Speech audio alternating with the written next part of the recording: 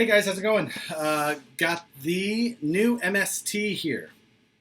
Let's see. So I am getting the streams ready to go, and we're all set. So what I've got here in front of me is the second new release from MST. This is the MST CFX-W. So what we built last week was the regular CFX, which is their 1/10 scale. And this one, we've got the W, which is their 1/8 scale. Now, they're calling them whatever scale you want. The regular CFX was around like between a 9 and a 10-inch wheelbase, depending on where you built it. This one is closer to that like 12.3-inch wheelbase that you would see like with an Axial SCX-10. So MST calls things a little bit closer to true scale than, say, Axial does. But as far as that goes, this is the one that I was most interested in. This one does have the Portal axles, and that is something that I'm really excited to see how well they pulled it off. Other than that, let's get into this thing.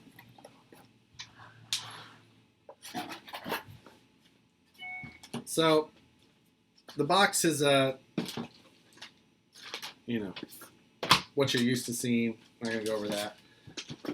I'm going to pull some of the stuff out of the box so that I can get rid of it. The tires on this thing are basically a Nitto mud grappler.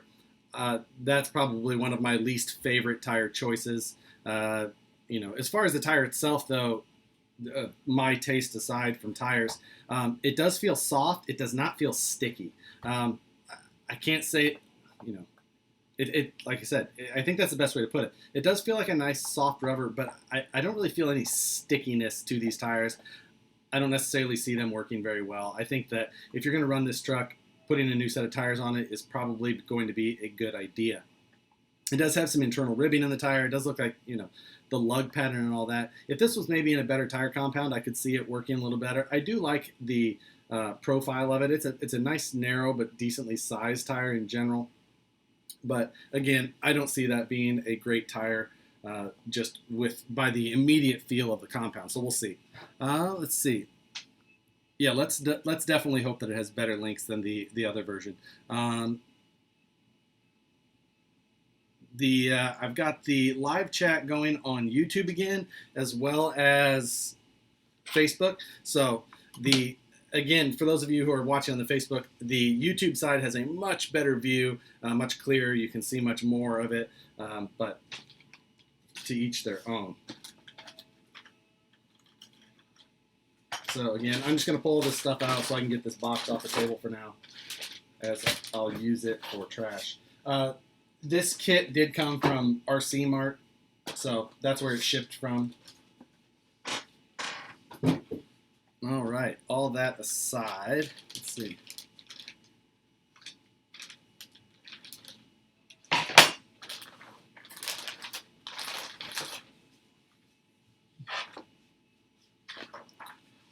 Also, after building the last version of the MST car, there was bushings and things like that in the kit. I didn't know how this one was going to be, so today I had a Fast Eddie bearing kit made up for this car and dropped off. So I'll be building it with a full set of bearings. I'll just replace all of the bearings in the kit with new ones just in case. Let's see.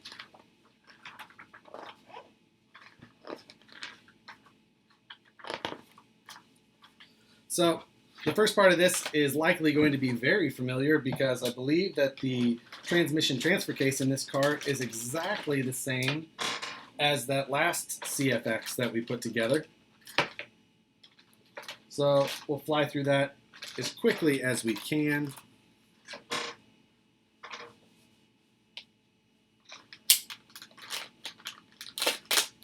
Let's see.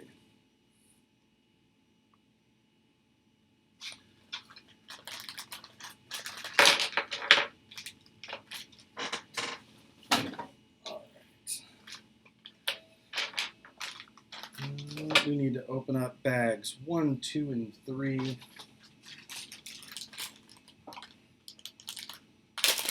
For those of you that are watching, we did just release the the new servo horns. They're on the site right now, so you can go pick those up. They're $13.99. Right now, the 25 tooth is on there, 24 millimeter long, eye to eye. The 24 tooth version will be coming here before too long. So those of you with high-tech servos, we are doing those next.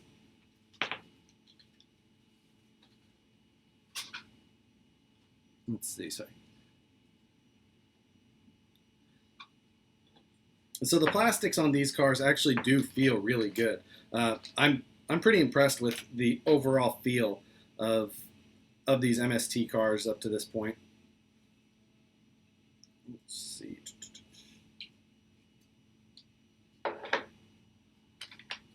And where is the top shaft portion? Thought I opened up 1, 2, and 3.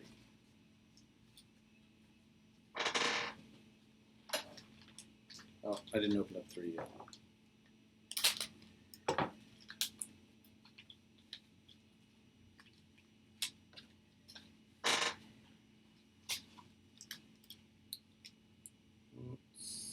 So, just trying to locate the top shaft of this transmission. It's right there. I did remember my power driver this time. So, it will help shorten that part of the video.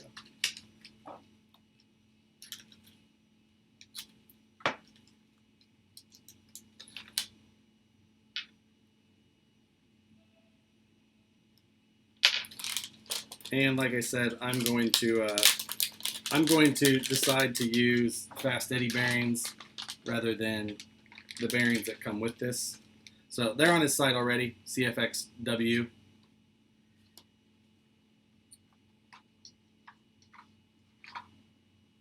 So 10, 15, 10. Okay.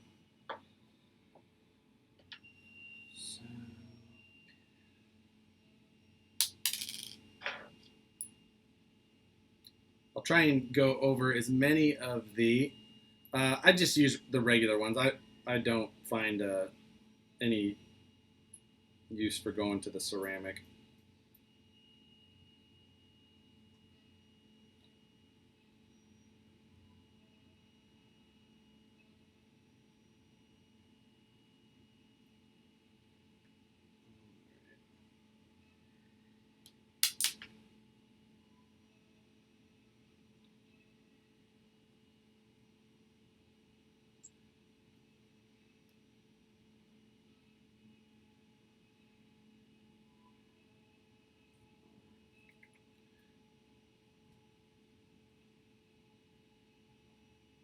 So,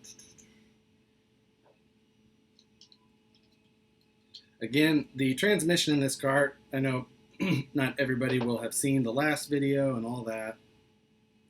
The transmission in this car is a planetary gearbox. So if you've never seen a planetary gearbox before, it's quite a bit different than your standard, 3-gear style transmission or anything like that, if that's what the only thing you're used to seeing in the past.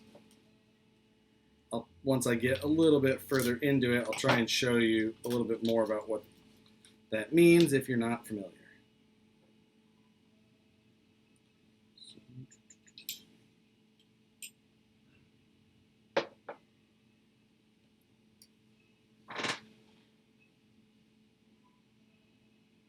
And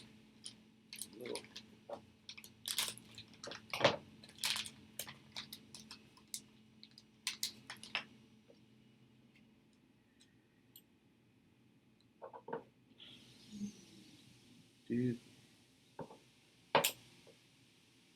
Oh. Their instructions are a little bit odd. We'll see how that goes. So, I was trying to figure out why they were showing one thing versus another, and then I understood. Again, at this point, I'm just going to assemble this whole kit as it is. I'm not going to go through and add all the grease and things like that. If I like the kit, I'll be back into it. So that's what we're looking at. I'm not going to KOH this year just because looks like it's going to be a wet one. There's a whole other. So I think this year I'm going to sit this KOH out. Let's see, 4 by 10 by 4. Must be this one. Yep.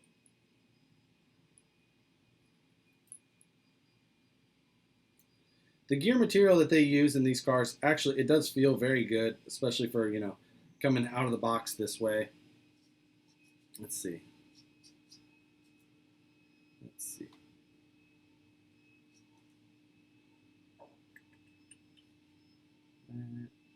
So, for those of you, you can see there's an outer gear, center gear, and then you've got these 4 planetary gears. It's that's basically what consists of a planetary gear transmission. All drops in there. This thing spins nice and smooth, even without, you know, going through and adding the grease to this thing.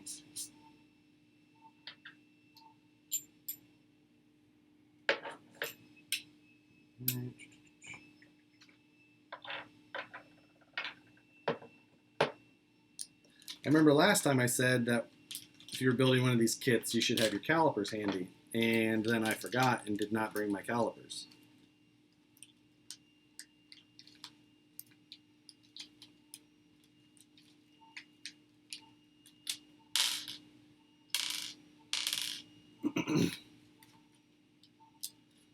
Because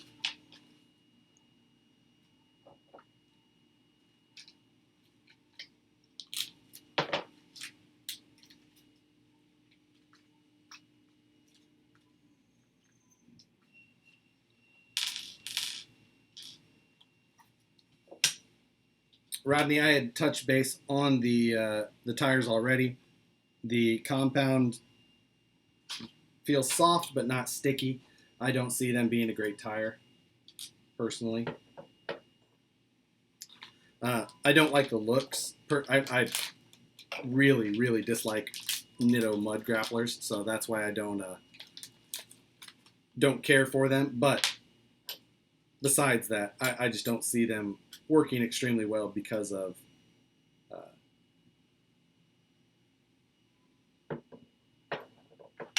the compound itself. All right, 5 by 10 by 4.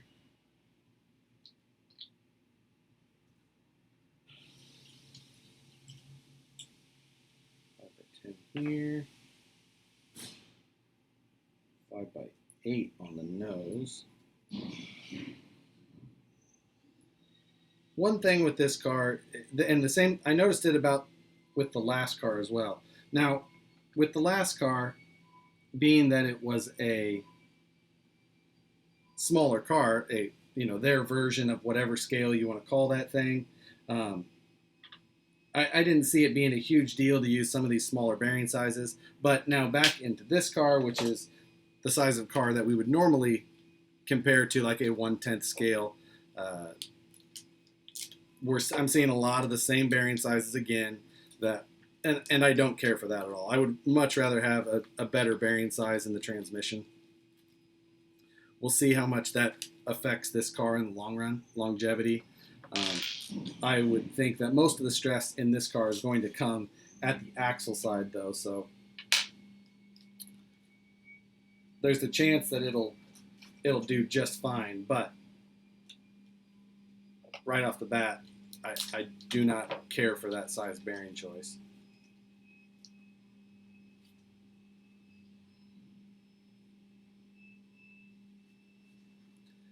Oh, I have plenty of calipers here, Justin. I just don't feel like going and getting them now. Being in the middle of this build and all.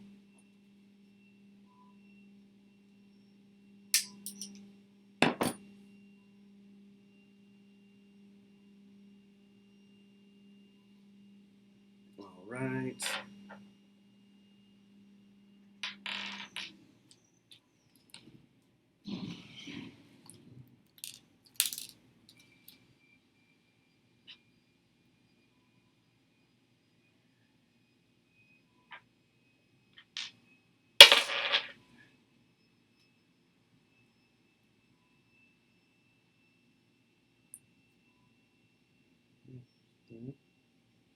See, and what I'm talking about when I'm talking about bearing sizes is on the end of this gear, which is the output gear of this transmission. So one of the final gears, you see it's got a 5x8 by, what is this?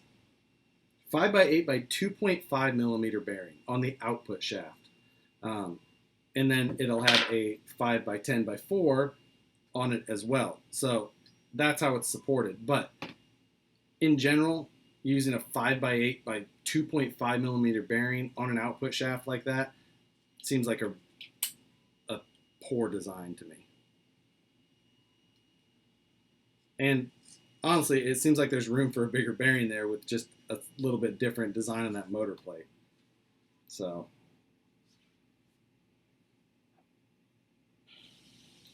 but it was probably the cheapest to stamp that motor plate like that and not, not worry about it and just use that weird plastic sleeve. So I see what they're doing. I just don't like that they cut the corner.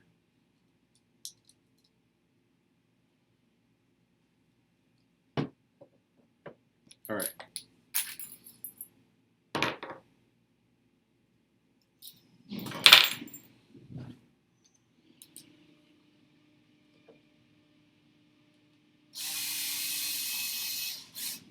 So much faster than turning them by hand. Weird. So yes, I'm glad that I remembered that. So 2.5 by 14. It's not that one.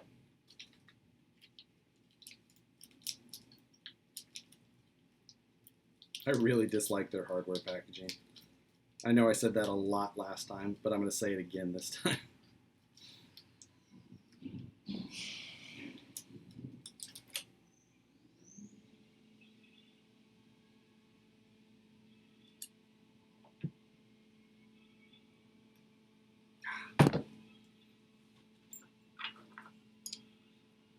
What is this?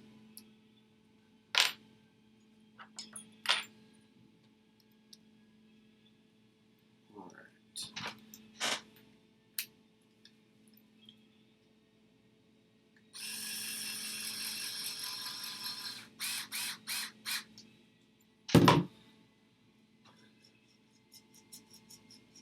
Let's see.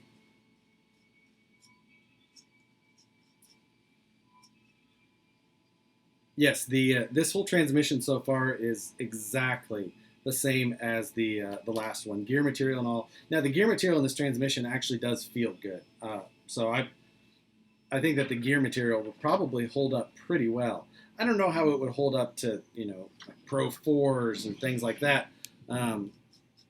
We'll have to see. I mean, surely we'll find out in time. All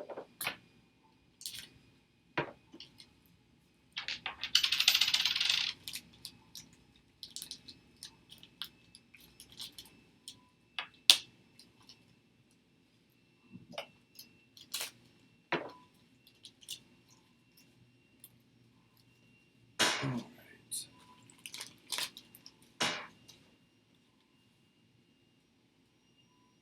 Again, we have non-adhesive back slipper discs that just kind of sit on there. Not a big deal. Hopefully, it's a very small spur gear, and again, like we talked about last time, there is almost no adjustability in that area. You just have to kind of run the spur gear that they give you.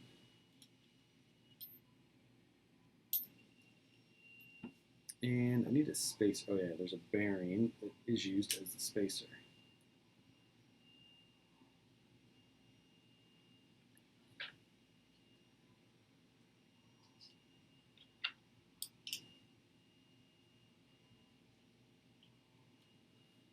Right, that. And then we need a 5x10 spacer.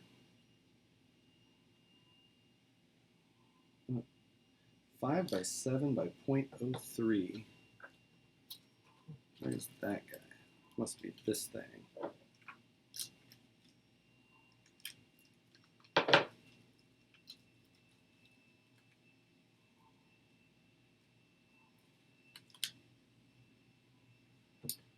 that on there first. Then a bearing.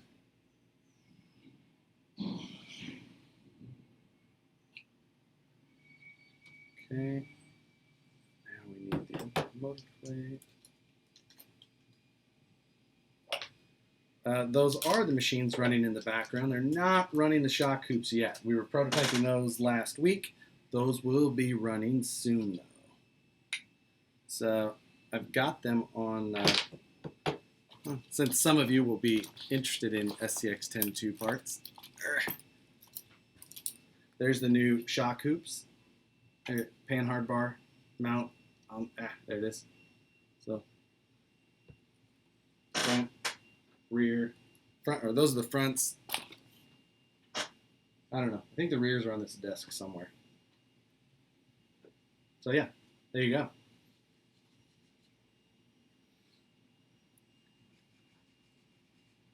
Lots and lots of new SCX-10-2 parts. M3x10. Those are 10s.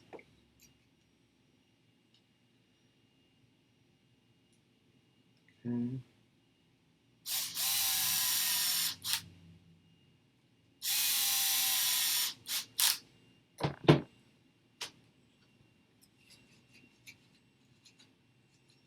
Yes, the shock hoops right now are so shiny. They will not be so shiny in the end. You will get them properly coated. Those are just fresh off the machine.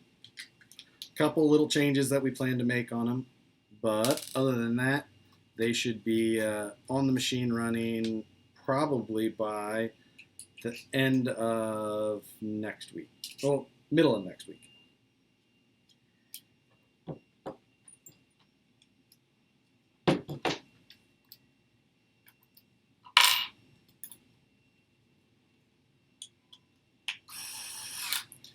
I couldn't find my third drill driver because normally I like to have one of each size set up, but I can only find two tonight. So, but that's better than the none that I had before that. What did I do? Oh, it's in this. Okay.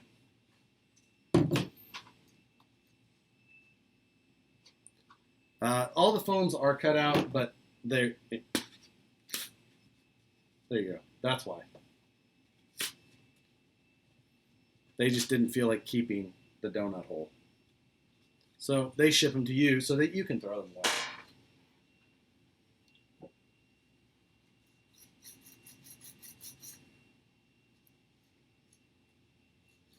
All right, so let's see.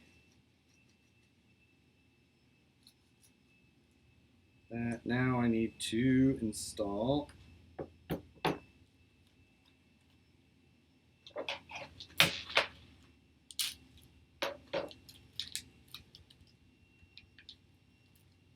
now, the same as last time, I have not let's see. I have not properly prepared and grabbed the motor that I want to run. So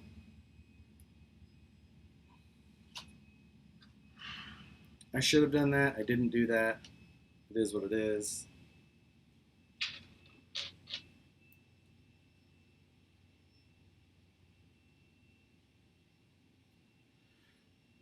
So let's that. What do I do with my four-way?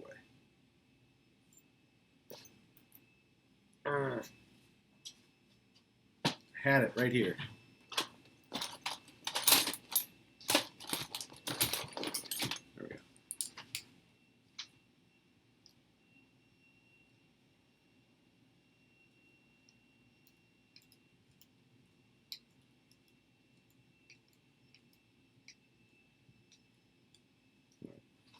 I'm tightening that slipper down an arbitrary amount for now because I really have no idea how far it needs to go at this point.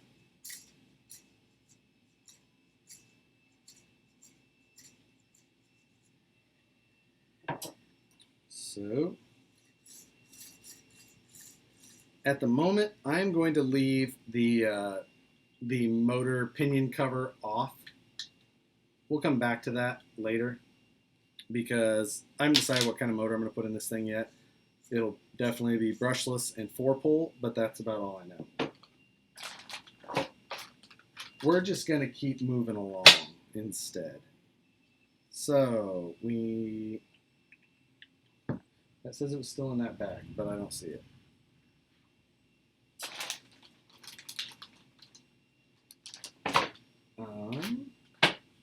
Lies. Oh, never mind. It's right in front of me.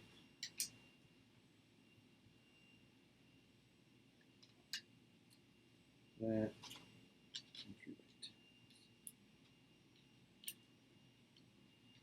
So, for MST had the CWX before, and now have the they had the CMX before, and now they have, and that's not me stripping screws, by the way, that's the clutch on this. So that is why I like this Ryobi, is it has that nice clutch. Ryobi took off the clutch on their updated ones, and so I can't buy any more, and I can't find any more of this specific Fortec Ryobi. This was the best driver. I had another one. It got taken away by TSA because it was a power tool. So now I only have one left. Let's see. All right, now to the T case.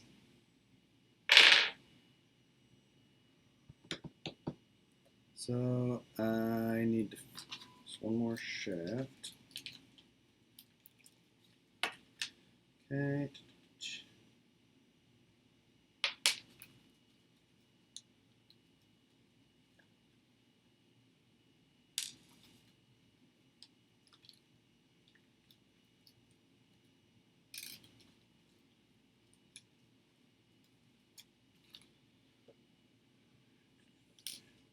Short shaft. Middle position.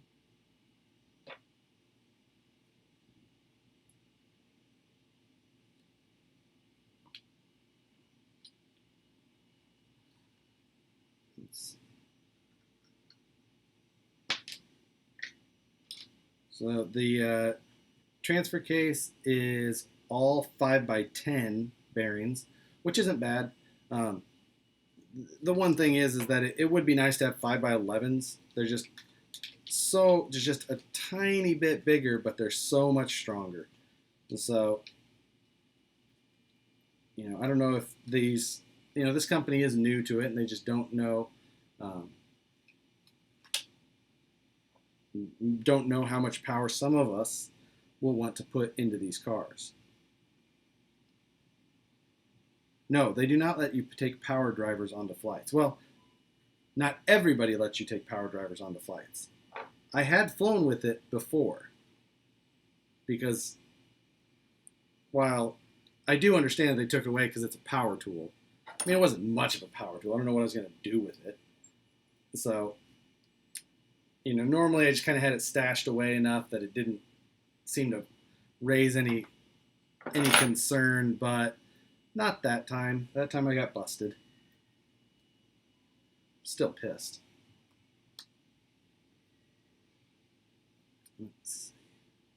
All right. There's our top shaft to their transfer case.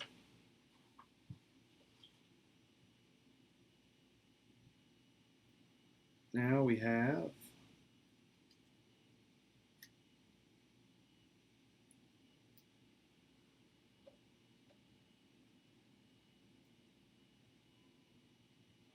what I never do love is the number of E-clips in these kits.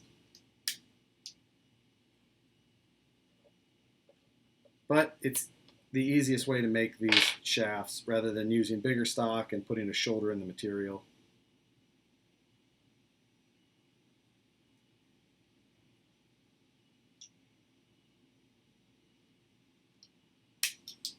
Okay.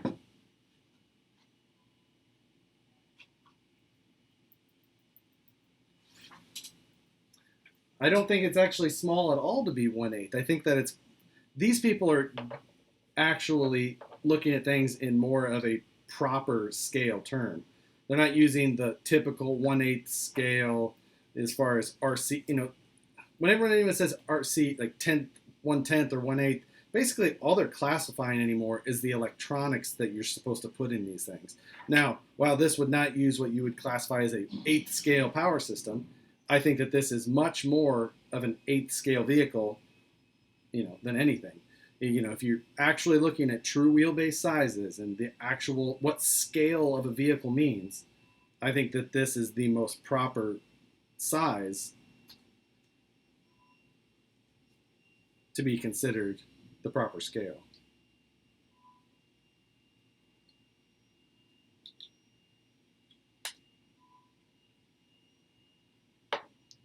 The axial SCX-10-2 with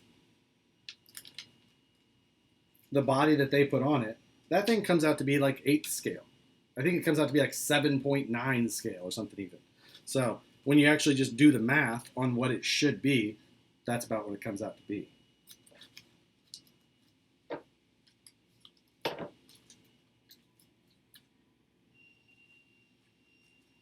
Let's see if these. Okay.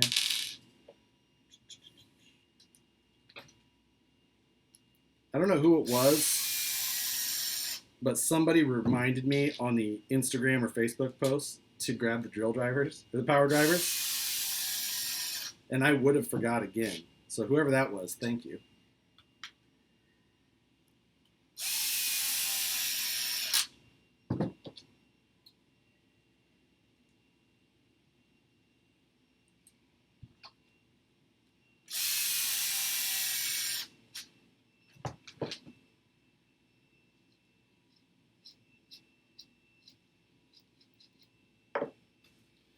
All right.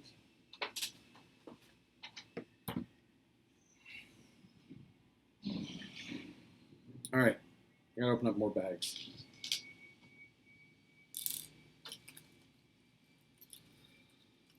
These are my motor screws left in this one.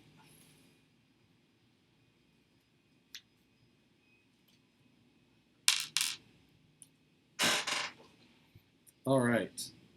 So now we're getting into the chassis department.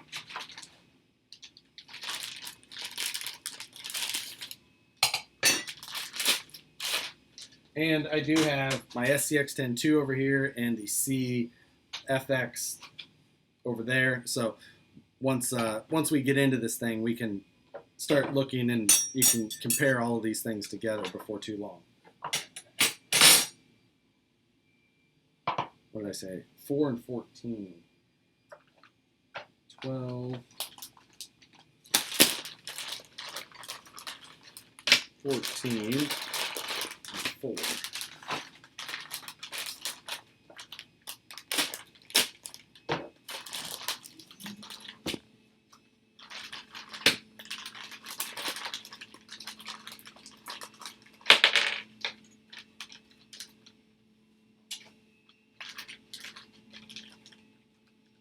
All right.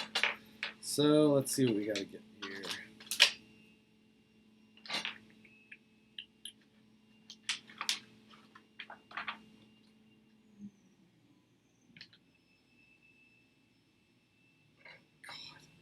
So again, they went with the one enormous step for the chassis assembly.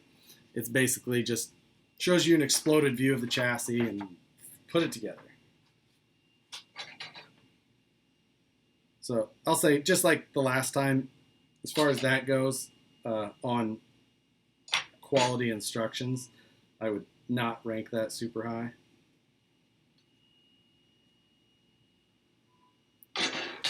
Well, it's not that hard for a lot of us who have been doing RCs and this and that. Just break it down.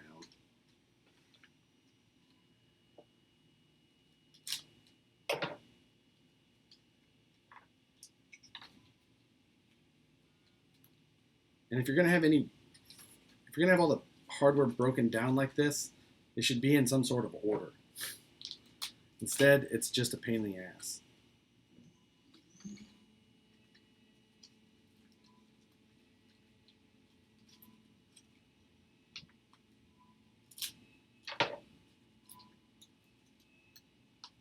or if it is in some sort of order.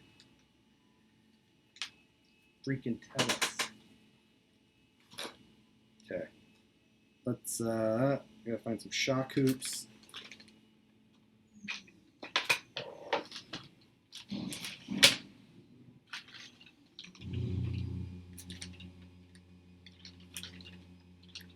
Sorry for the loud noises.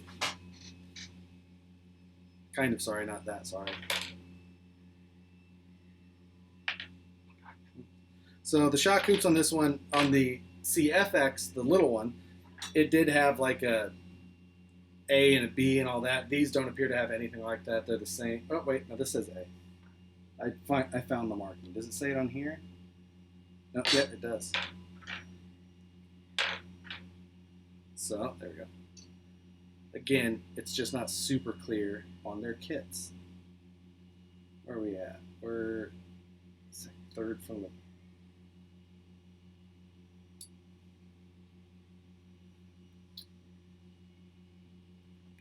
8.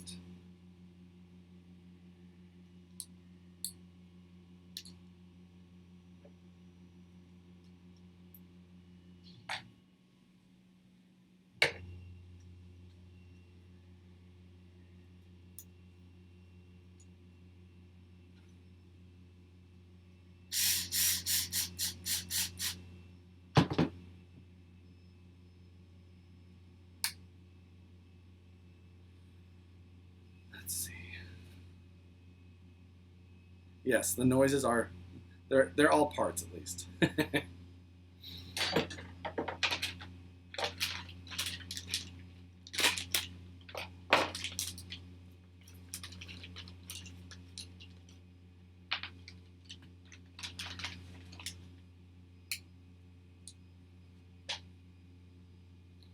see, are these the same? Appear so.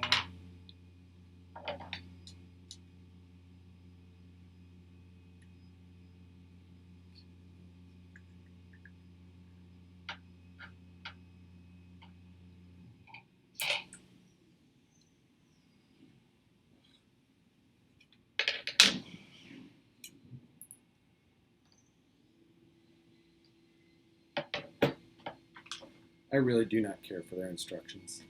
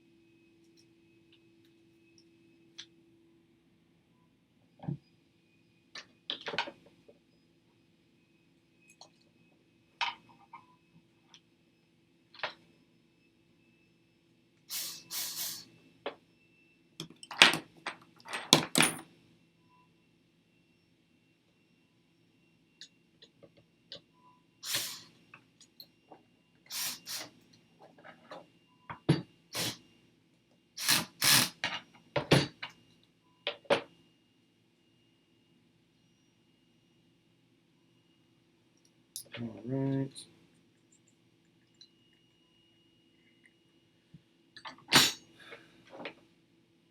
3x6 and then 3x8.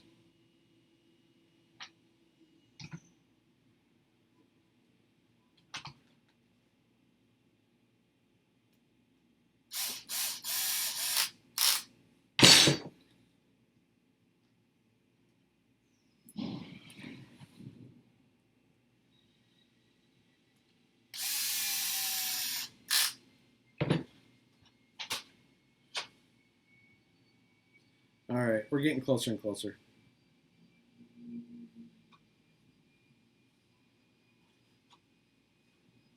I mean, I don't know. I think using the word beginner is, as far as the question is, it's not, is it not a kit for a beginner? Like, well, I mean, if the beginner is smart enough, But I mean, I know a lot of people have been building RC for quite a while. Maybe wouldn't even be able to handle it. So they're not the worst RC instructions I've ever used, but they're just not that great.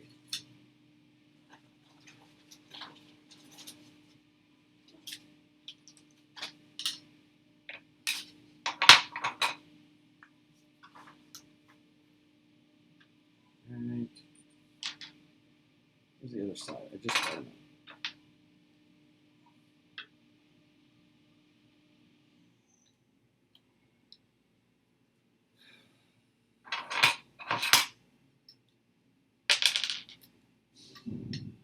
Need to make sure to put the transfer case mounting on the correct side this time, since I messed that up last time.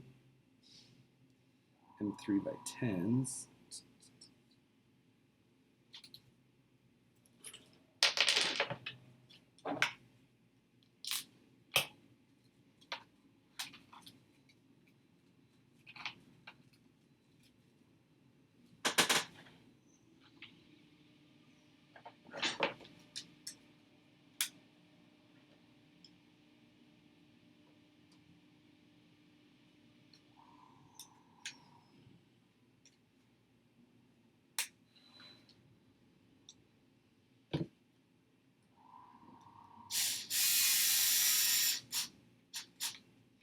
All right, so we're getting the skid plate in the chassis, and then this looks like it's going to be their rocker mounts.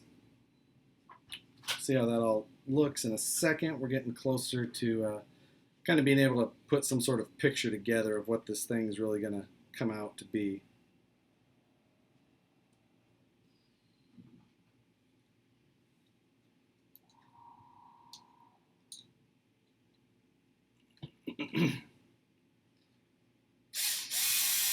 For anybody wondering, the chassis rails on this they're different than the 1/10 version. They are longer. They're much more similar to the size of an axial chassis. They do appear to be a very similar construction as far as the steel goes, and the gauge anyway.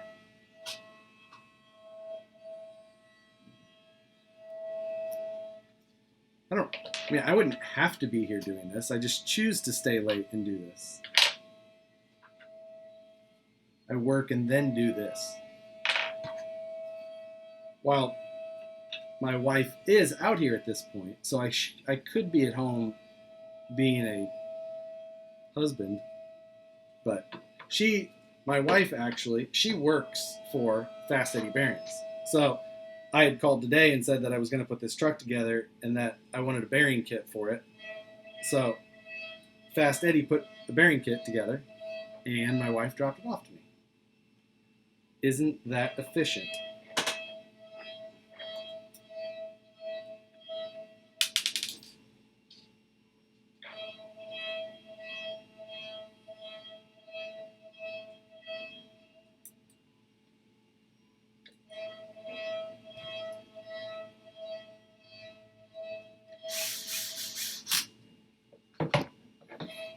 Right.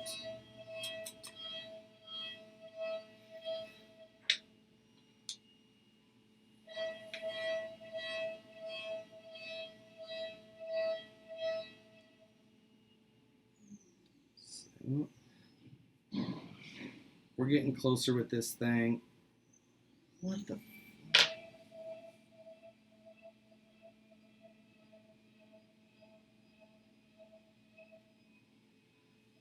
I guess I see what they're actually trying to. I don't know. I need an A.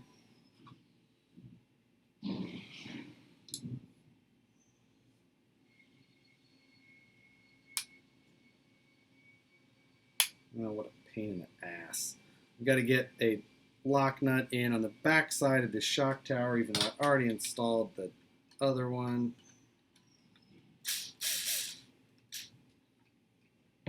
Again, something that could have been taken into account with a quality set of instructions.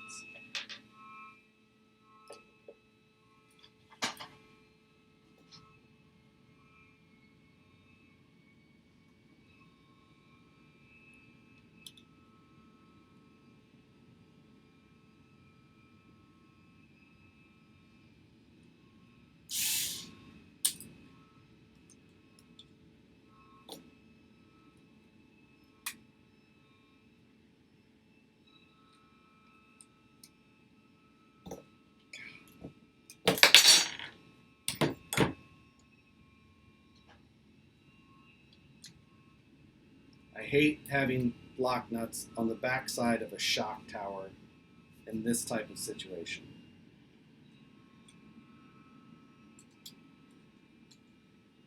I disapprove.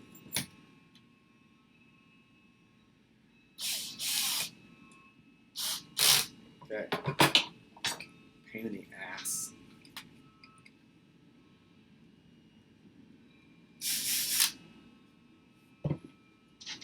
I need to make sure that I put the other side on before I connect to that side.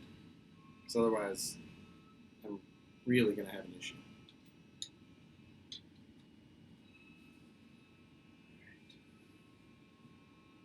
Are you kidding me? Both sides of the shock tower?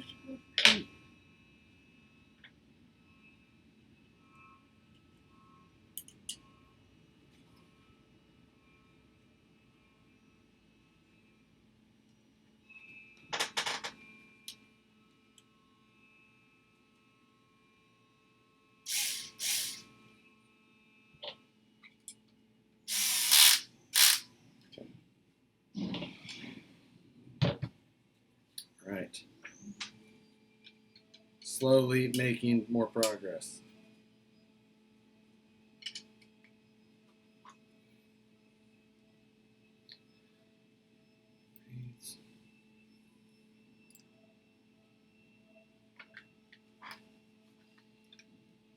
Yes, Axial did almost completely stop using lock nuts. In a lot of situations, I'm very happy for it.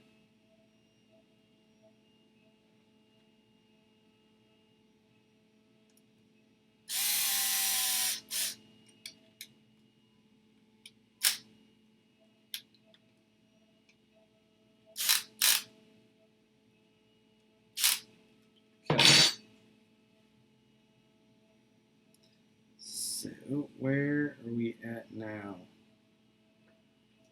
All right, I think I basically have that half of the chassis together.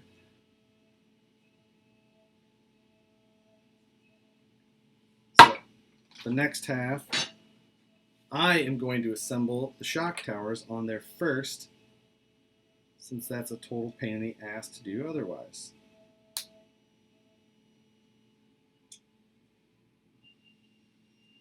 Yeah, having a lock nut like that on the inside of a C channel in general sucks.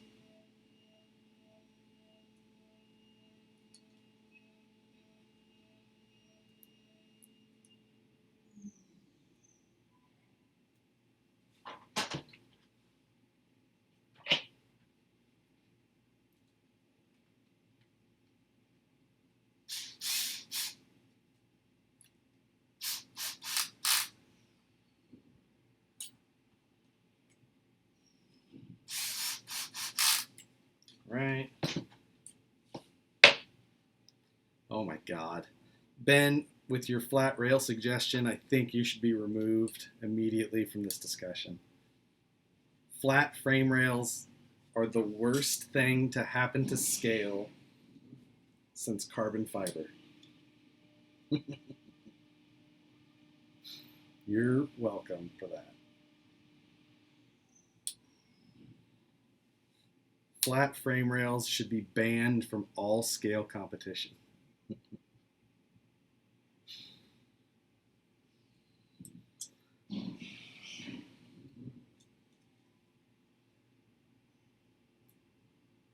Yes, I have a four-way around here. I guess I could, let's see. And it barely fits in this frame rail.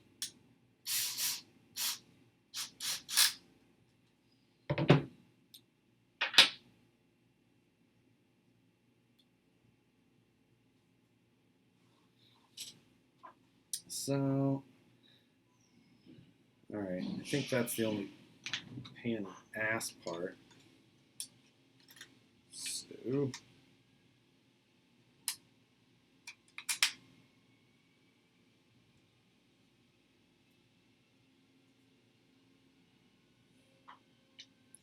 let's 3x10s.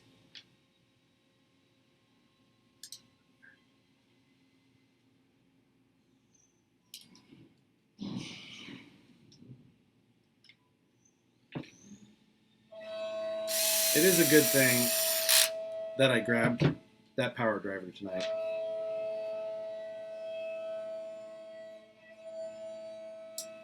Yeah, that job's a little noisier.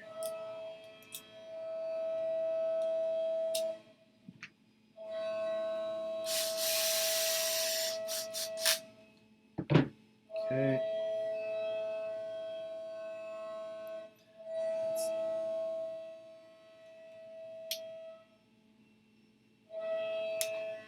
So, and 3x8s.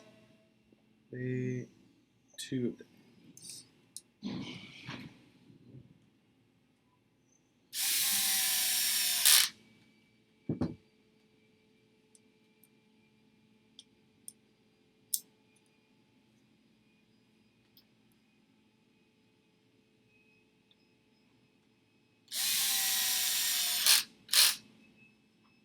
Okay. Those two. Oh, I gotta get the. Oh, Jesus. So, the other genius design on this kit is this rear cross member uses, you have to drop in a regular nut, but if you put it into the chassis first, then it covers up the slot, which while might be handy for not losing it, you can't put it in there if you don't put it on first. Ugh.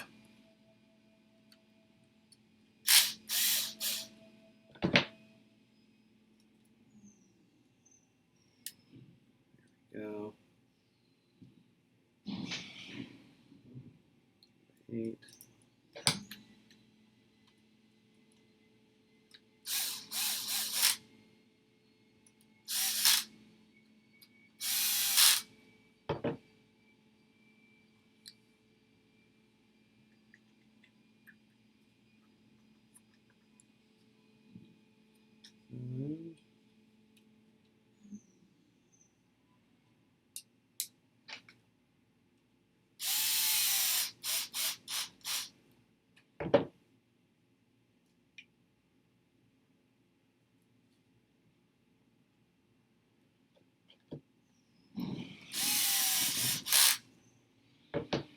And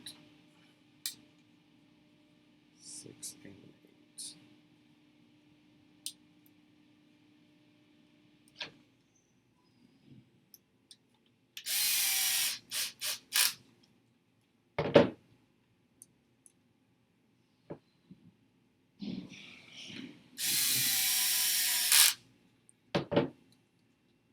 All right, we've got the chassis assembled, as long as I caught all of the steps in their terrible instructions.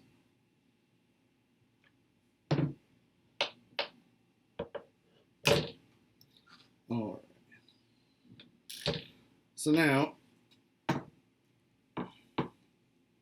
in this kit, between the front-mounted transmission that sits up in the front, obviously front redundant, and the transfer case, you use this plastic coupler, which has just crosshairs in it to use with these long cross pins. It's very simple. It's very easy to use. We'll see if it's got the longevity to actually hold up. This one, being that it's longer, installs much easier than the shorter one did in the other CFW. What the hell is this thing? CFX, whatever.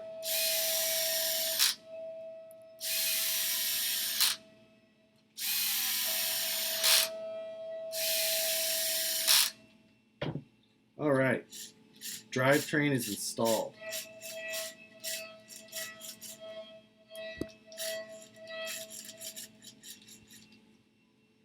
You could make the argument that flat frame rails are the equivalent to boxed ones, but that would be a terrible argument because nobody would believe you. Now, if you had 1/4-inch flat stock, okay. But using 11 gauge aluminum and trying to call it flat boxed is a terrible, terrible idea, and I judge you for even saying it.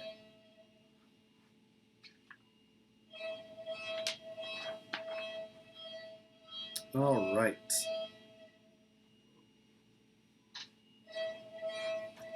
Now, the next part, links. Yay. Okay. Bag 5.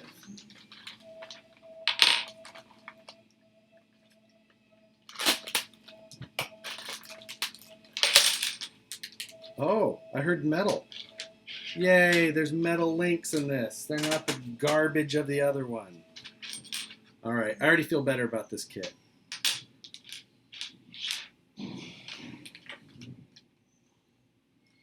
That is a bonus. For those of you who weren't on to watch the last version of this, the CFU thing over there had the worst links of any RC ever. Absolutely terrible. What is this thing? Tie rod assembly. This is interesting.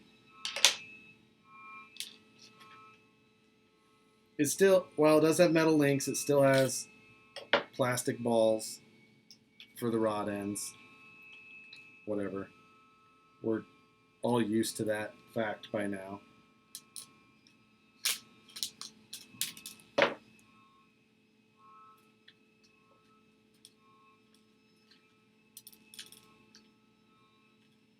All right. Good enough for now. Let's see.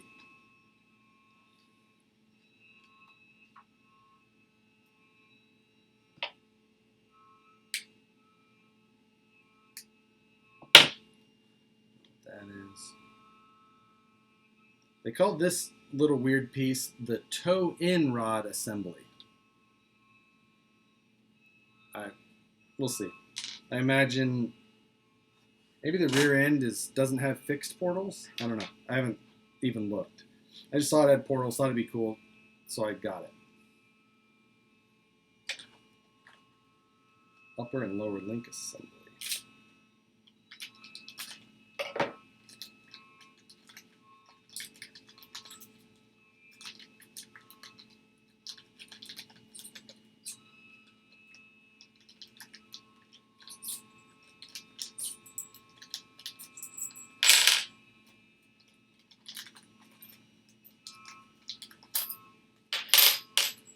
Okay.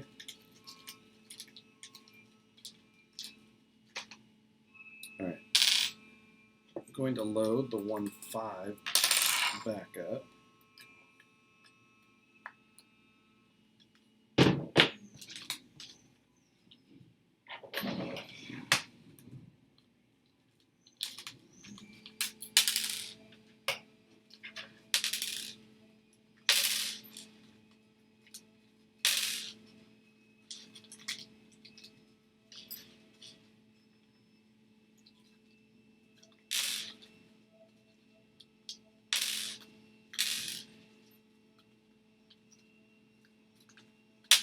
There we go, finally. I hate their hardware packaging. Let's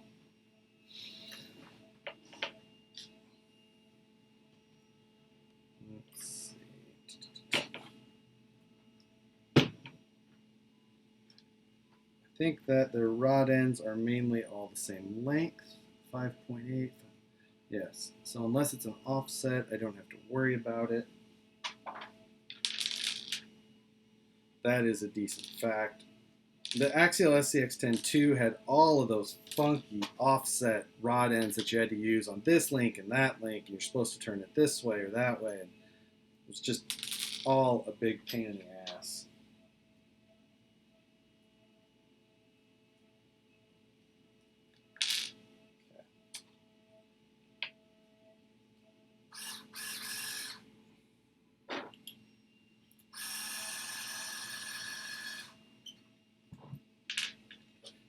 Building links this time should go much faster than last time.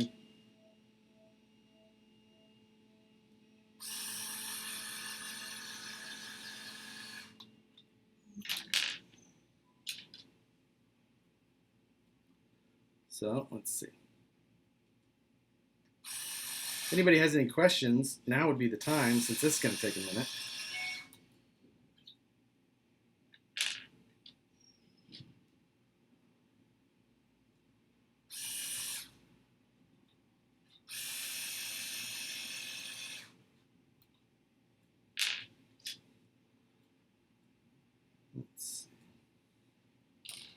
For those of you asking what I'm working on, it's mainly in the title. Oh, I know what I forgot to do, is I forgot to plug in my laptop. And my laptop's going to die. All right. Hold up. I think I did that last time.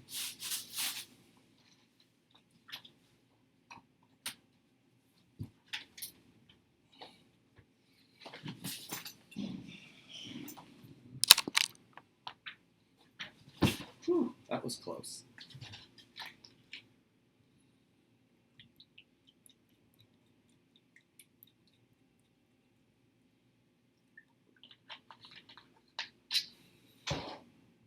Yeah, Ben, it is 5mm output.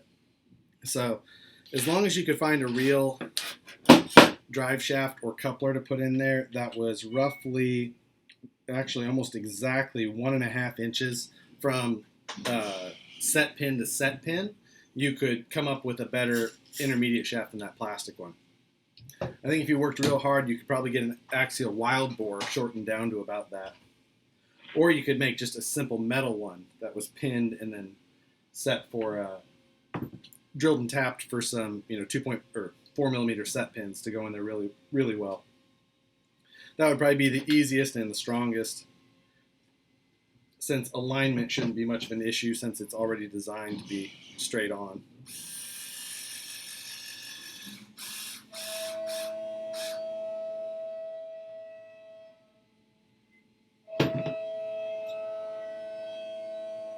Yes, my smart water is working, thanks. Yeah, I can't... While I do need to get a work mat in here, the Cow RC mats I'm not a big fan of either. I've never found them to be of any use as far as the magnetic thing went, except for catching grinding shavings in my work area.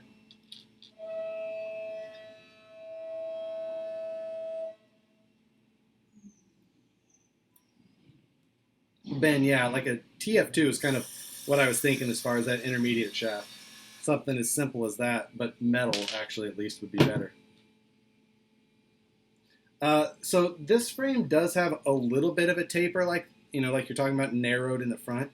It's very, very small. I think it's smaller than an Axial's taper by quite a bit. But I would have to actually look at it to confirm how much. So I should double check that I'm using the right ones. 60.5 is short. Is that this one? Nope. This one. There. So I have 4 of these.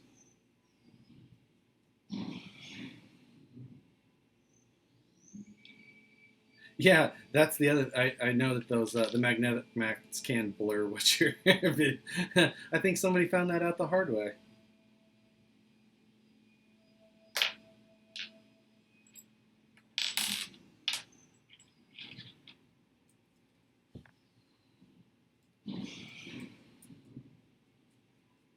So This one, or this kit, is using some standard 5mm style aluminum anodized links. M3 threads, you know, a lot of us are, I prefer to use a bigger, you know, I like to use an 4mm thread at the least, just because you can get so much more grip on your plastic rod ends with an M4 than a 3mm. It was nice that Axial went to that and everything. I built one link just now that was too long.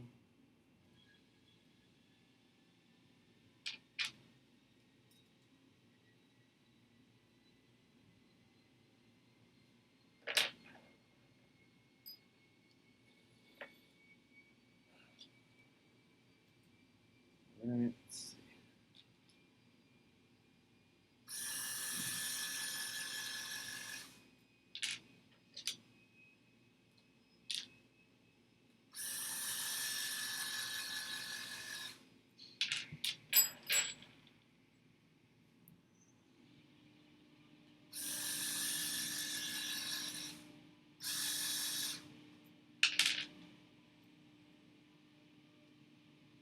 Making way better time tonight with the power drivers.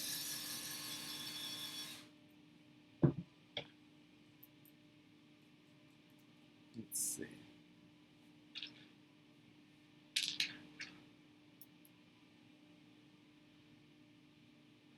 So the plastic on this car, it actually feels really good.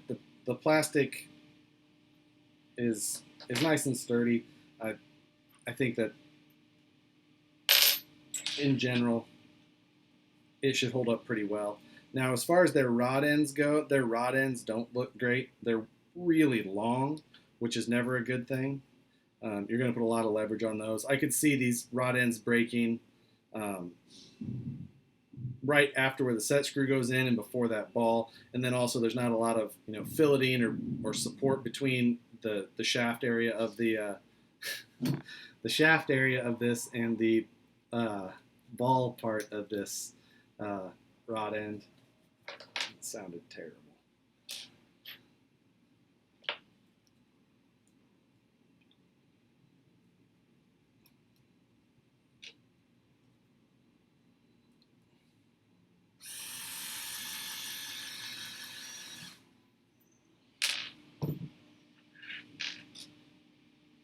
Let's see what we got.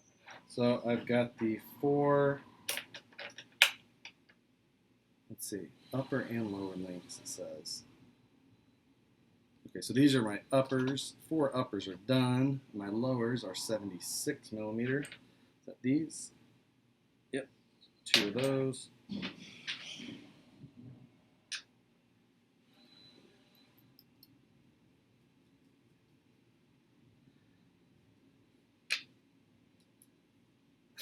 Jesus. Yeah, the delay on the comments though is the best part. Thanks for that. I can just know when it's coming.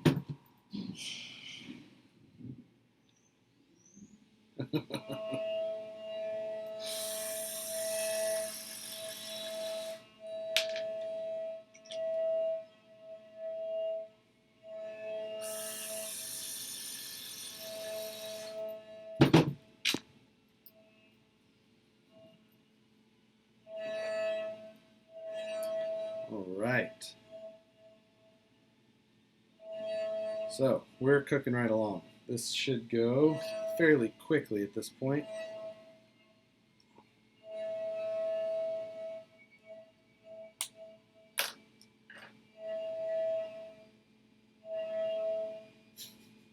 And we're 14 again. Yes.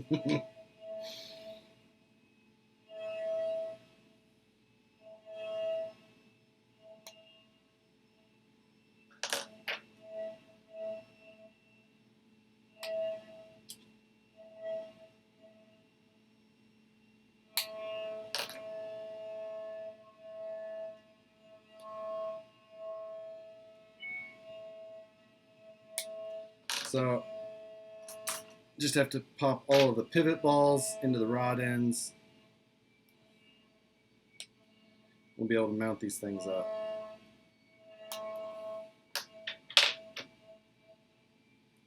The nice thing is that all of these links are straight links with straight rod ends on them, which means that putting together a quality link kit for this car is going to be super easy.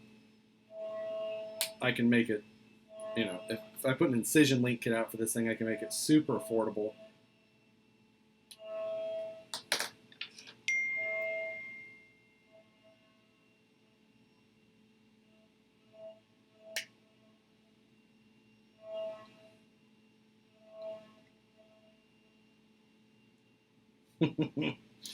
Yes, Eddie, I did get my package. It's right here. We've already started to swap everything out.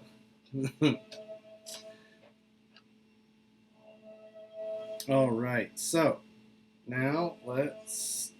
I need to build my drag link and tie rod. Still,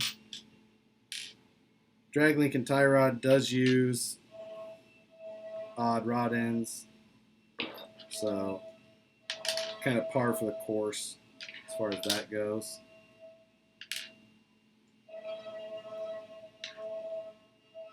Another one of these two.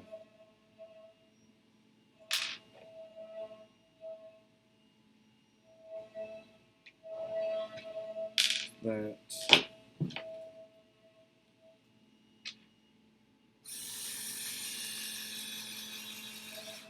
Now, for the tie rod on this car, they did come in and add some extra webbing for strength.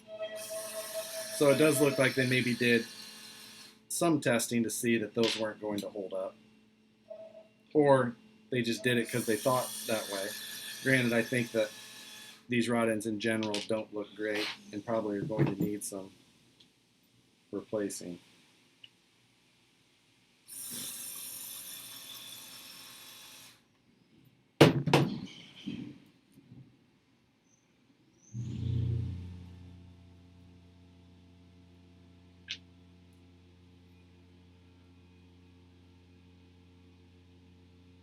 See, so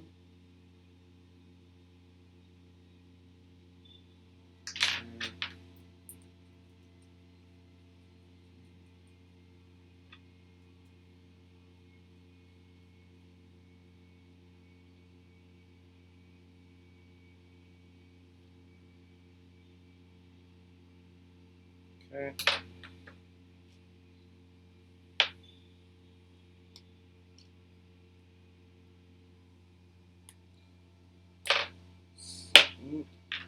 I need 2 more bones.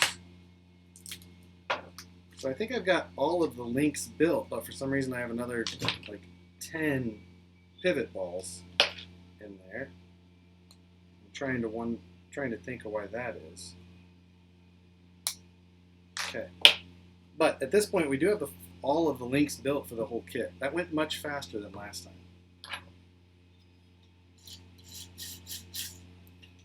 Alright, so now we need to put our 4 upper links onto the chassis. M3x20s.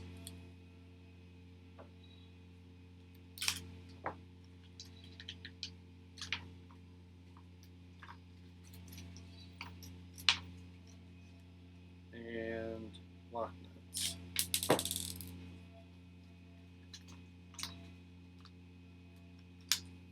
Okay, let's see. 20 lock nut.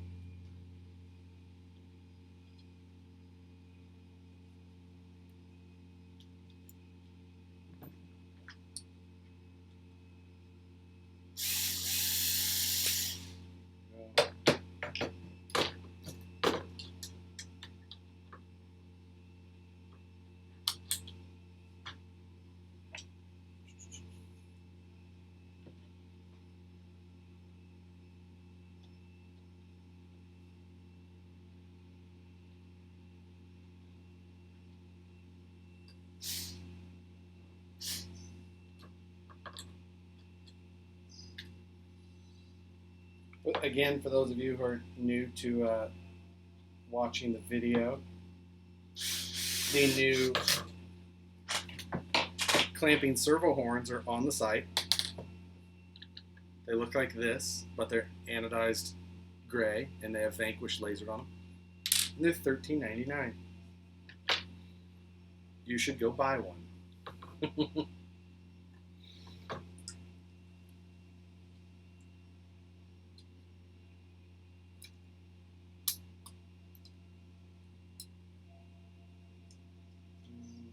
That's it.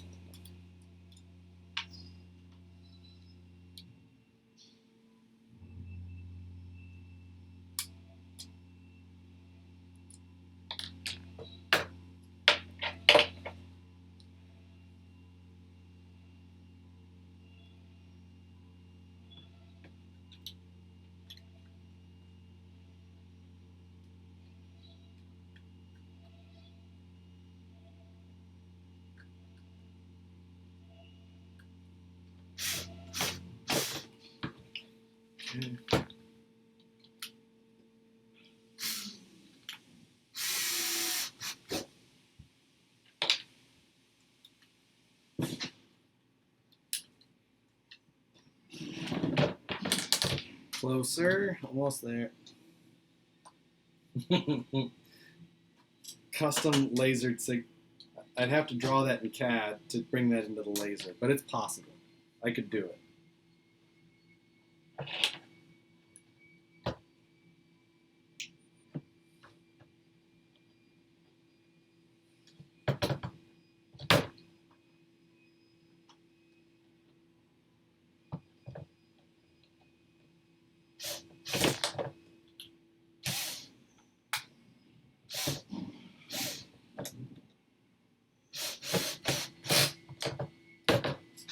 I don't know why putting upper links on always seems like the biggest pain.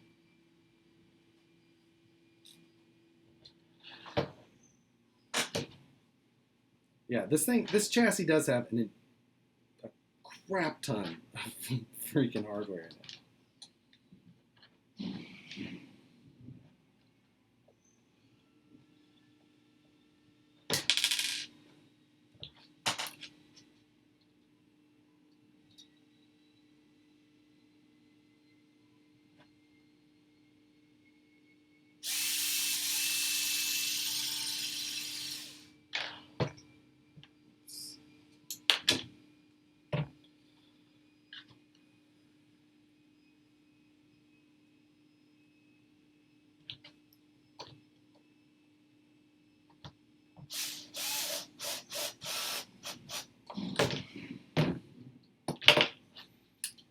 Right.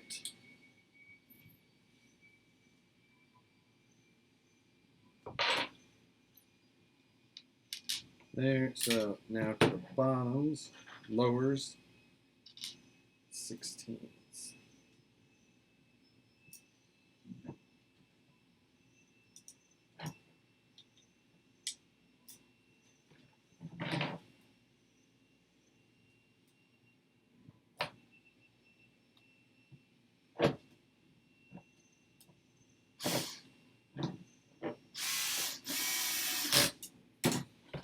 One lower.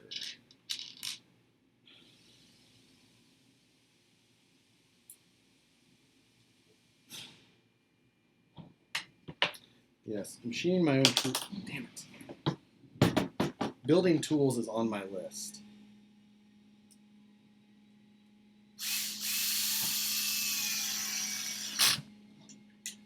Because a Vanquish tool set would be awesome. And then I would have enough tools always.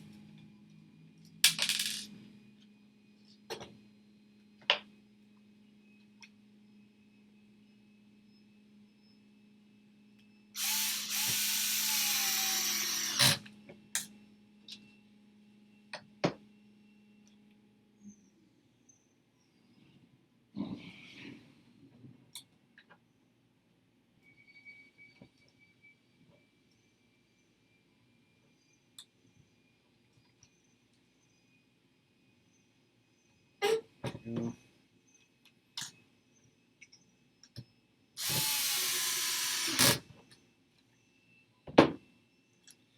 So, Links are on. Now what? Shocks. Ah, hate building shocks. Okay, set that aside.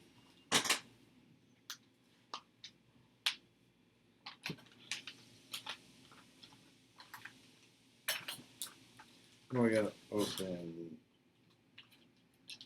It's got this one.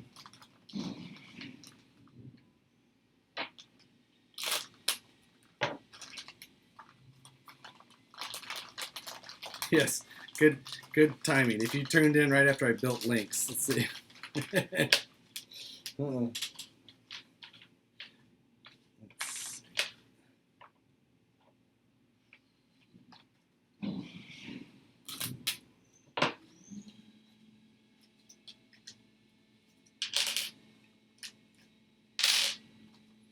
Man, for this chassis, these seem like some really short shocks.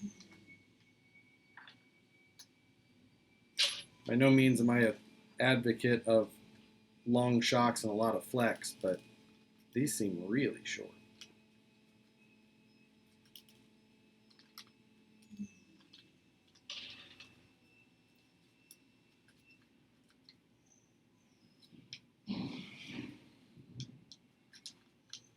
Let's see.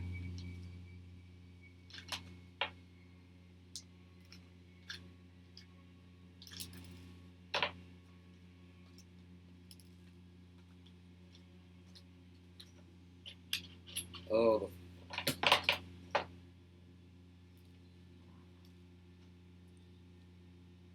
so I know MST is known for building really nice drift cars and such. The shocks in these kits are not impressive though.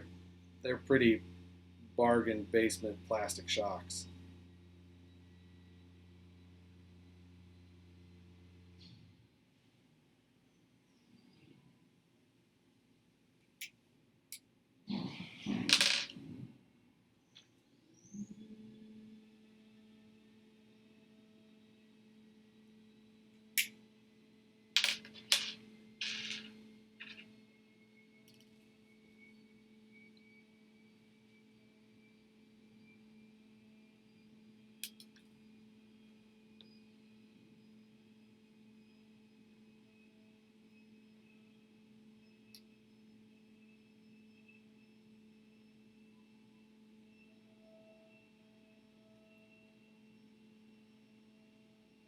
Oh, for love of Jesus.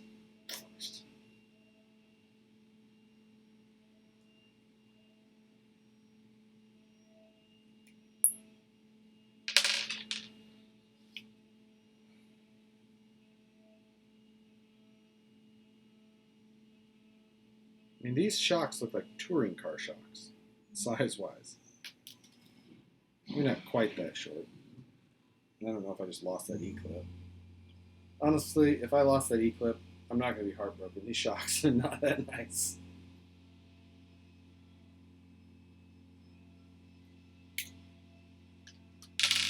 I don't think I did, though. Okay. Yeah, I've got a C-clip tool. It's just one more thing that I have to go get and take out and put back. And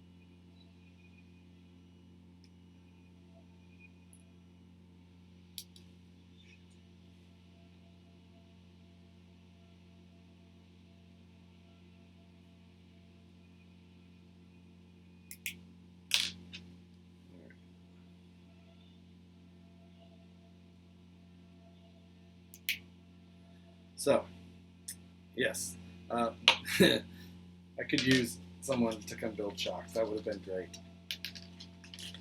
I don't know why I think building a kit is a good idea for a live feed. There's so many boring parts about building a kit. I don't know why you guys watch.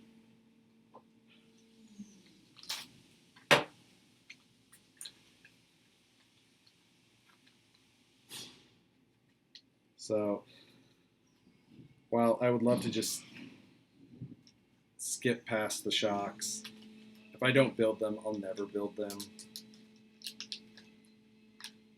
So it's like disciplining myself.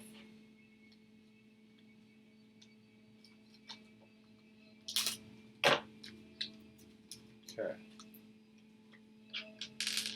So these are the exact same shocks that come in that little version that has hardly any flex to it.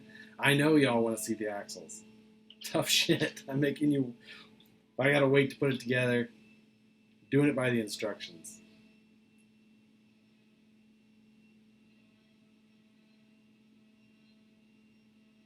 Here's the good news: is I'm not gonna spend the time to build these shocks super properly. I'm just throwing everything together.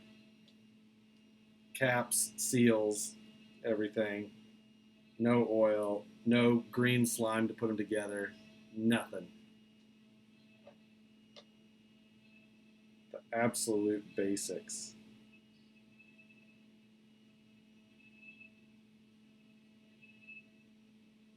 Okay.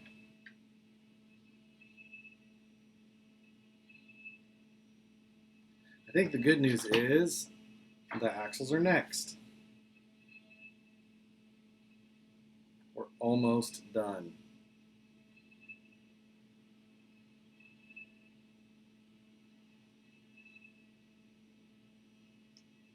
But at least since I built the shocks, we'll be able to see how much crazy flex this thing has. For all the kids on Facebooks who like to post their Flex Friday.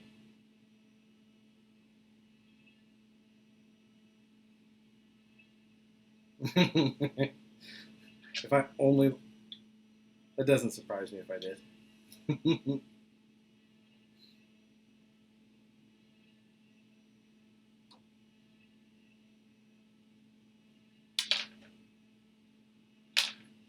There we go. All right. Just caps and lower cups, and these shocks are done. Shit.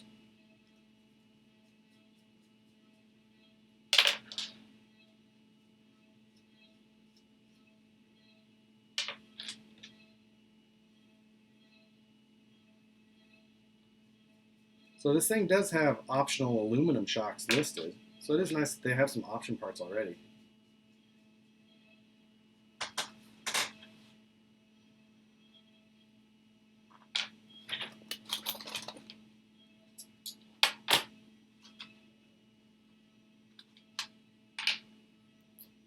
Where? There.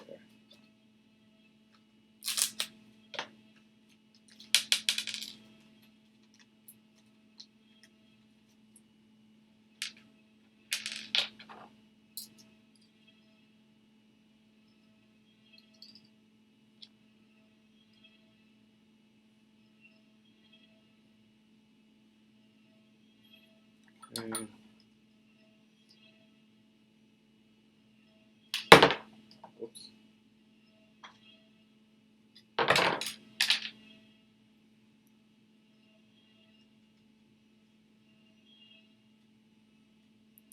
VP digs. That is a hot topic and something that is going to be coming. We are going to have more digs available soon. Not soon, but they're on the schedule. They'll be starting being made, and a couple small updates you'll see to them. But digs are coming.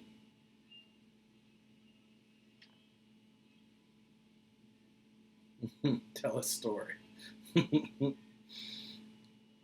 So, yeah, we'll be making a few changes to the dig just for a couple of little maintenance things. Also, something, to make them, since we changed the transmission case that we make, we'll be making changes to the dig case to fit that case so that everything works as one package.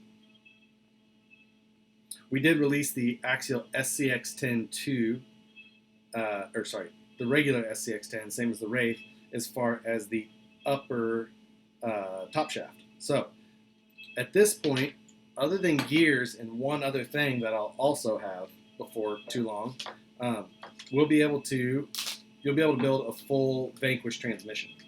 So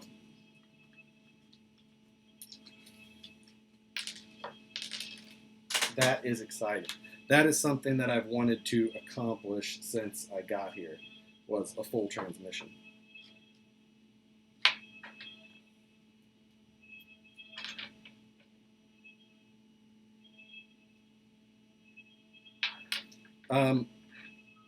We do have more of the vintage wheels. The vintage wheels, there's some up now, I think, or there will be, and also I'll have gray of them available by Friday. So if you're interested in the SHR in gray, you can wait until Friday.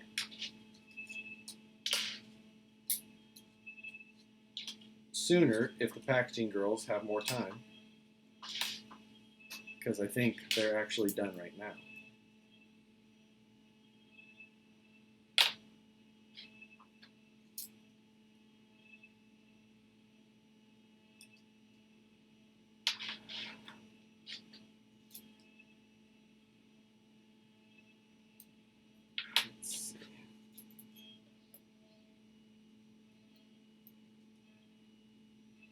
All right. You guys can finally stop whining because we're done with the shocks and it's time for axles.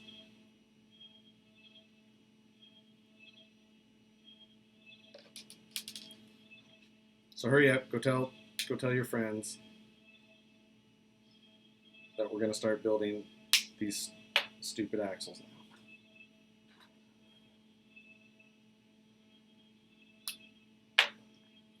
I do like the KMC machete wheel. I don't know that I have that I've got that in the schedule right now. Ben, we did not find our replacement machinist yet.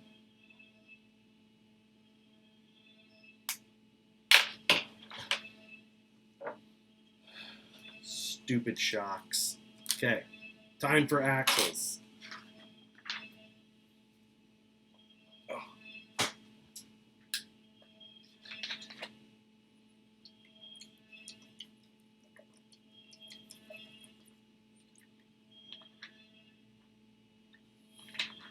Let's see. I don't know if we have any scale events in Sacramento coming up real soon. It's been so freaking rainy right now that I'm sure everything's either going to be underwater or too wet for a little while, at least right here locally. All right, let's get into these axles. What bag? 7, 8, 9, and 10 is what I need. That's 12 and 14. There's 13. 9, 10, 8, 11. Where's 7? There's 7. 7, 8, 9. But yeah, 7, 8, 9, 10. Done. Okay. Let's do this.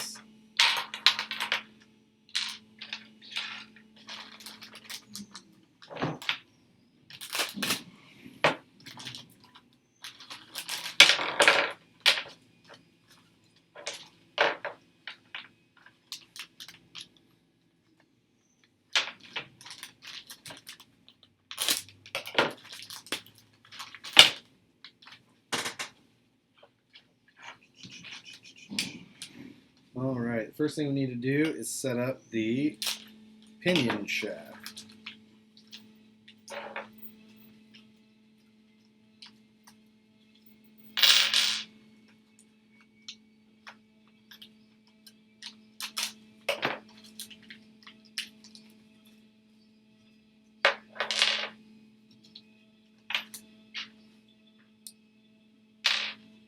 See.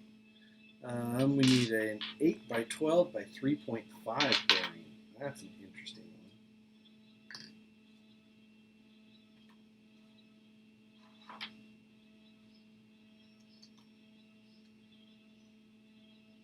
Eight by 12.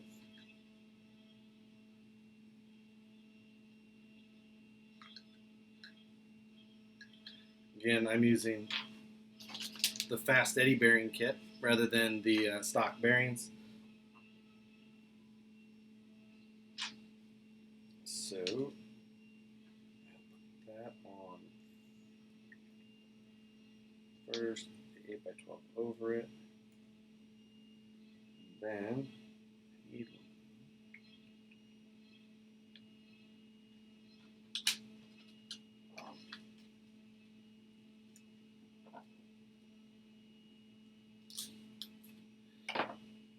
one thing that isn't my favorite part of either of these two MST kits over the last week is that they do use the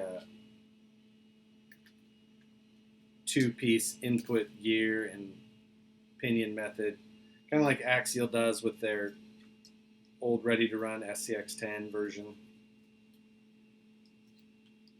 I'd always like to see the one-piece, but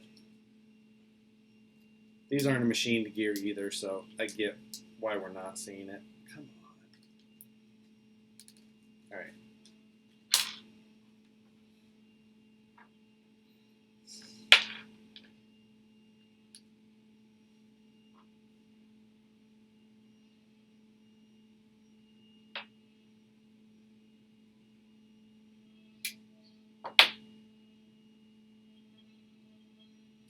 So there's that. Here's what that little axle housing looks like. The axle ends on this thing look very similar to an SCX-10 too, with the splines. And then, overall size-wise and everything, it's not even all that dissimilar.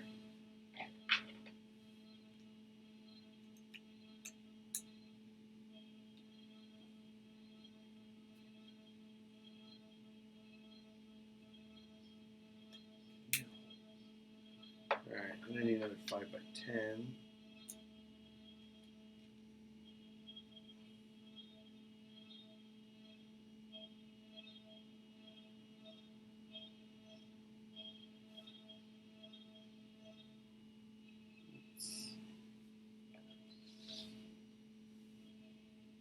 I guess it's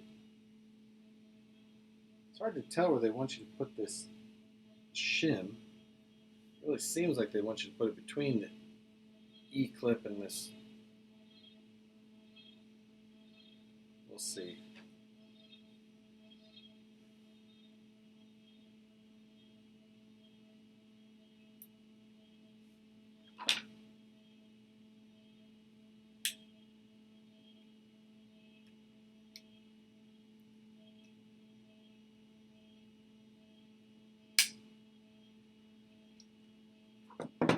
That E-clip has disaster written all over it.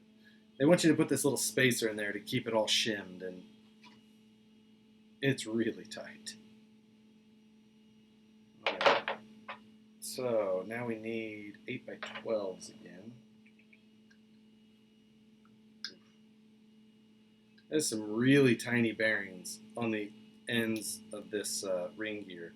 Now, since it does have a portal axle, there's a little bit less stress on the ring and pinion, but that's still a really tiny bearing to put on that.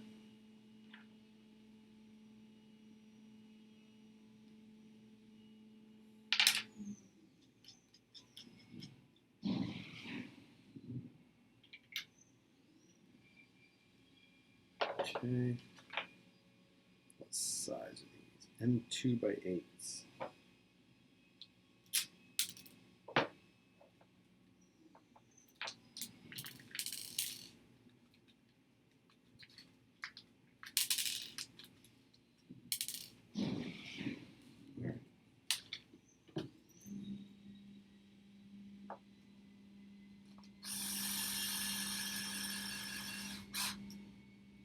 there is 6 M2x8 cap screws that thread into the plastic housing that actually retain the ring gear into place. The diff cover on the front of this axle is the other half of the bearing caps.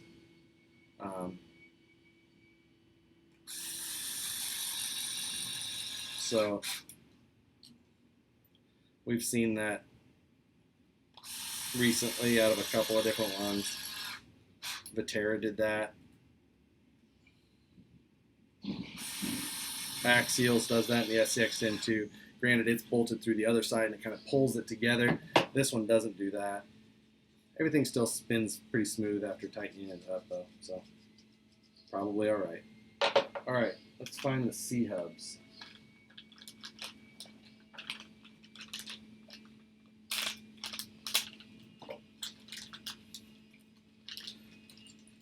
So the C-hubs on this thing is where it all kind of starts to come together as far as our portal goes. Got that big drop-down C-hub style design. Pretty cool.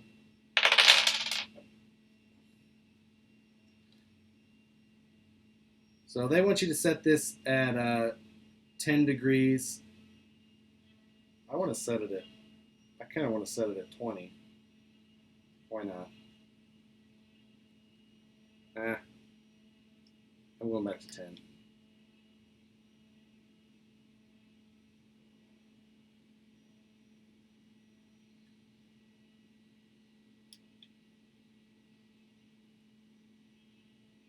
Damn it.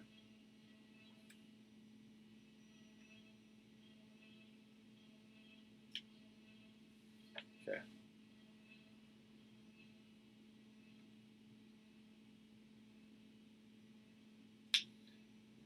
Damn it. Well, man, I forgot to put the bearings in first.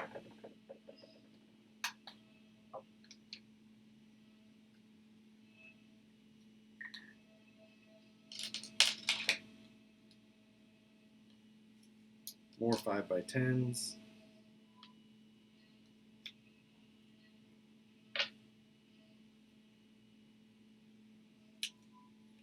Okay. What's going on here? Jesus. Thanks for that.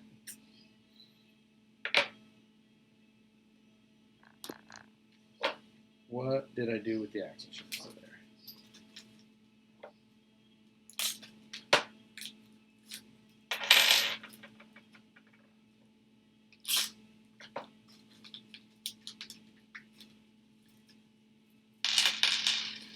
Okay. Oh. So at this point, we need to assemble the CVD. Oops.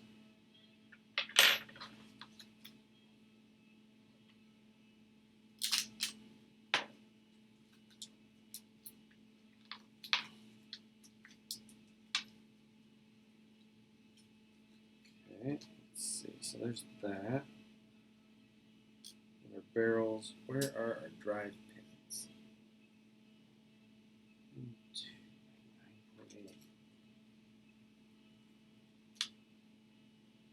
9, 8.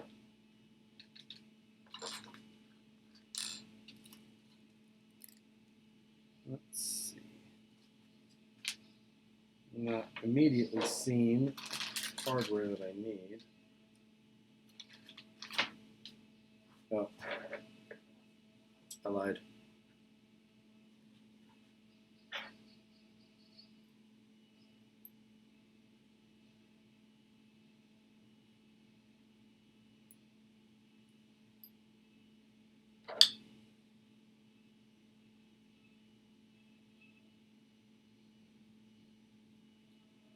So now the last version of this did not use a barrel style design in the CV axle. It just used kind of a sloppy fitting setup. This one uses a proper, more traditional style.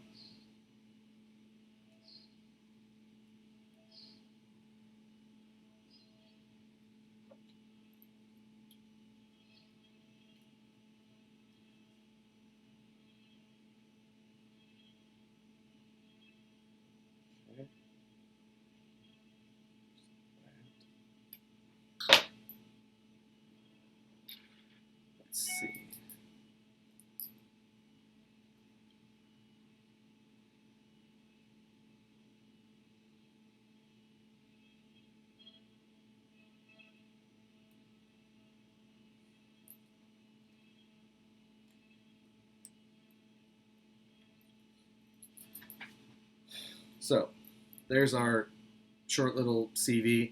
Doesn't have much of a stub axle to it because that will engage into one of those portal gears. So I need to build the other one quick.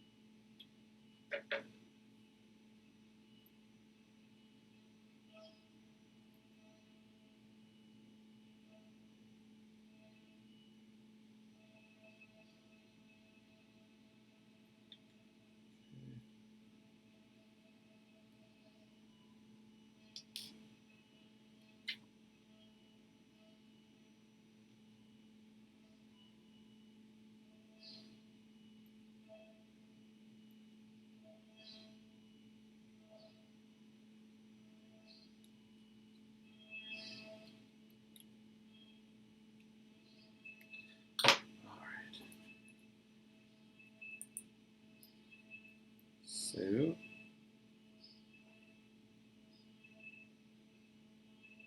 pretty close to having. They also use that spring style retainer on the pin. Now the pin is retained with a 3mm set screw into the barrel, but then they go ahead and do the add-on safety of that spring retainer. Pretty nice that they do that. It's a little extra. So, it's time to insert some shafts.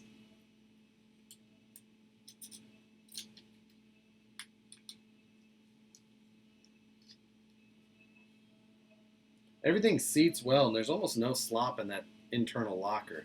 Now, for those of you who remember the other one, it used a plastic locker. This one does not, so bonus there. All right, where is the inside? There we go. Stuck together. So this is the back half of what our knuckle looks like. Quite a bit more complicated than a normal knuckle, since you're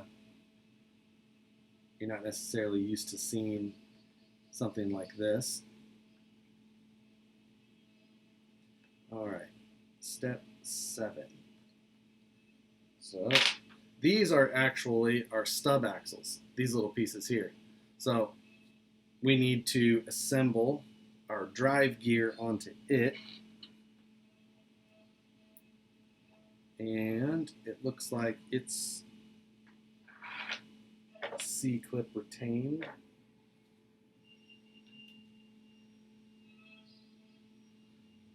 What size C-clip though?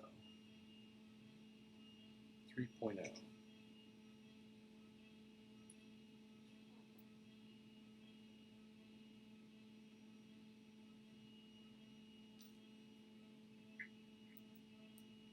There we go.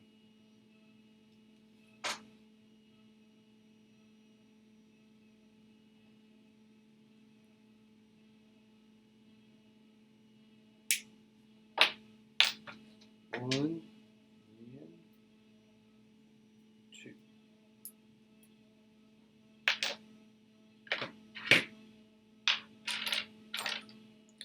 Let's see, what side? So these knuckles use 4x. These knuckles really use some pretty tiny bearings in them. M4x8 on the call it the inside of the knuckle.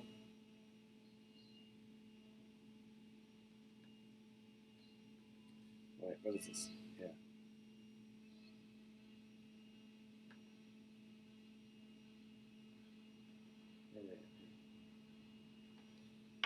M4x8 on the inside, so pretty tiny.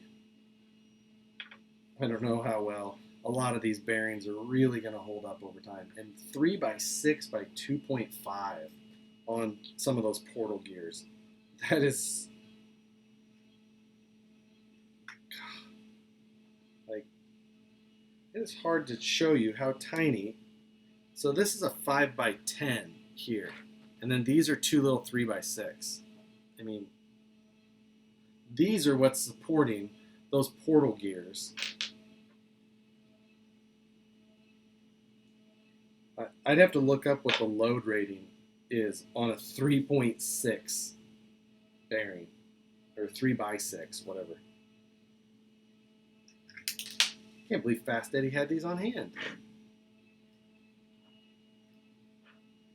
Maybe they're commonly used on micro machines or something.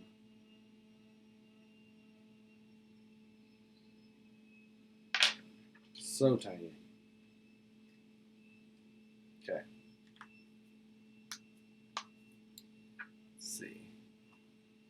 Let's see.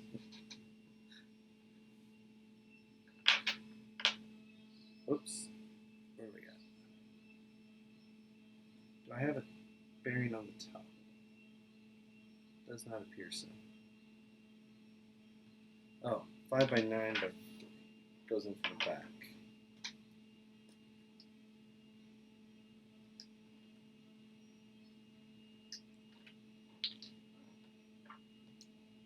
So on the back side of the knuckle, you press in some 5x9x3s, and that's what supports the inside of that stub axle from the ring gear side. Now I've got to find 11 pins. I saw those right here.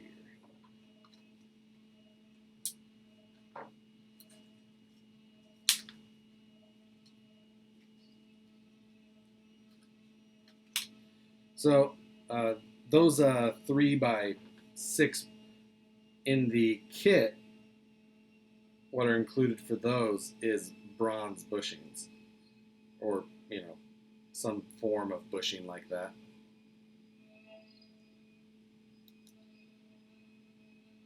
So if these things can't support any of that, I'm going to have to go back to a bushing, which kind of sucks, but it is what it is.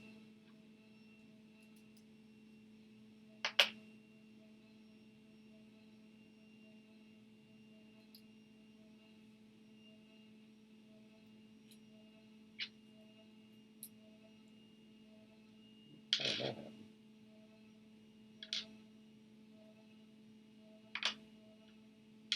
There we go.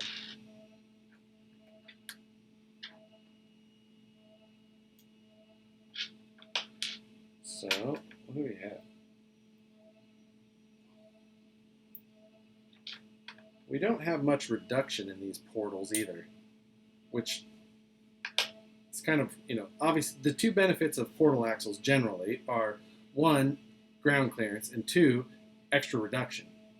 This one, it looks like we've got a 16 tooth gear on the output and a 14 on the input. So you get next to no reduction. You lose a little bit of the cool there, but oh well.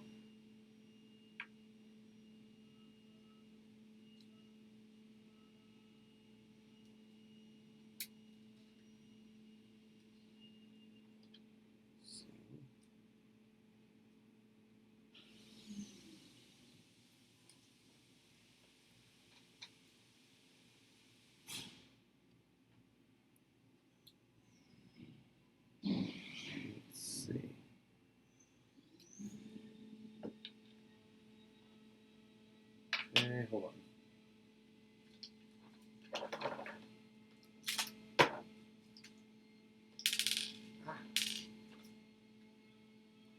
Let's see.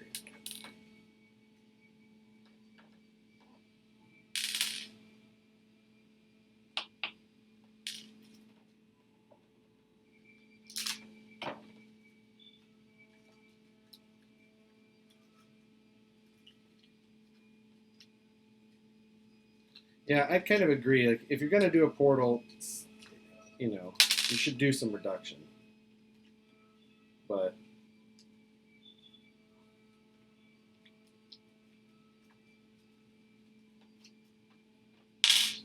now they did do a multi-gear, so you do get a little bit better contact and all that, but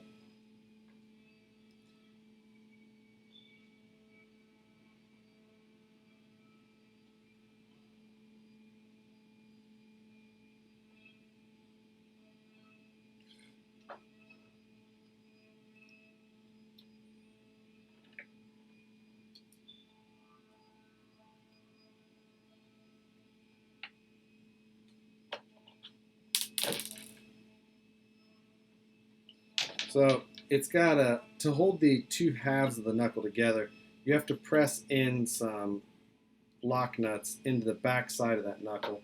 Really, assembling this knuckle is kind of, you need 3 hands. It's kind of a pain in the ass.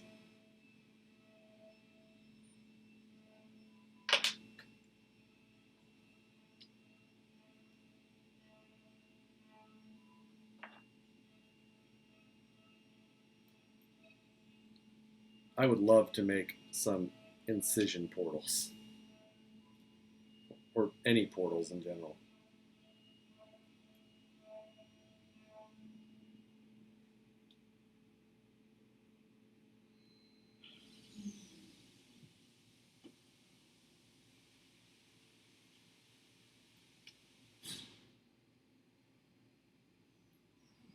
God damn it.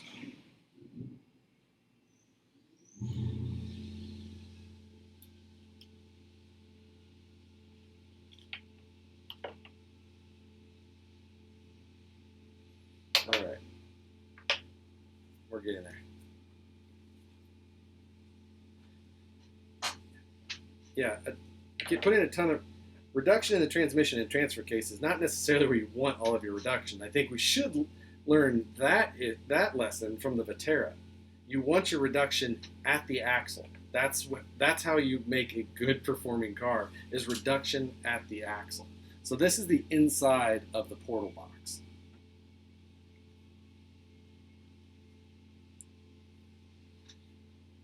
So we drop the top gear in. I guess there's the 4th gear in it. And then that 4th gear has the square drive on top. So once you enclose the 2 portal box, you got to put all the bearings on first. Don't forget that.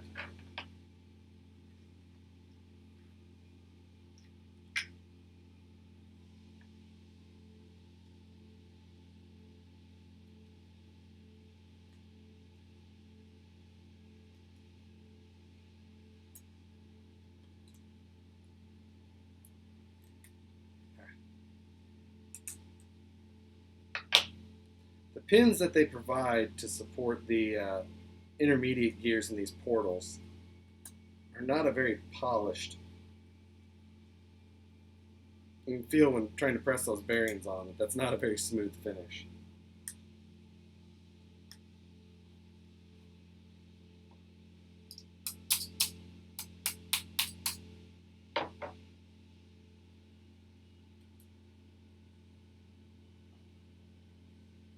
That one just doesn't want to press on all the way.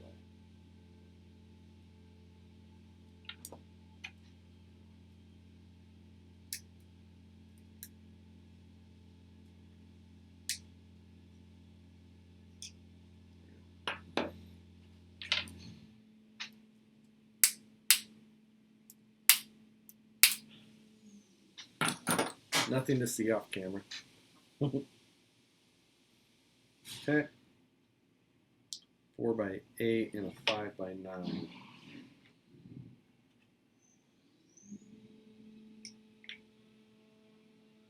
4x8 on the top.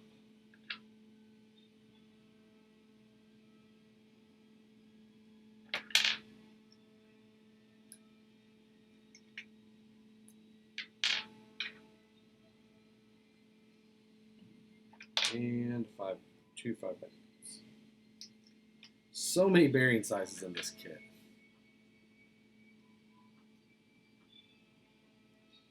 I think Fast Eddie said that this kit has more bearings in it than any other RC kit that he's put together.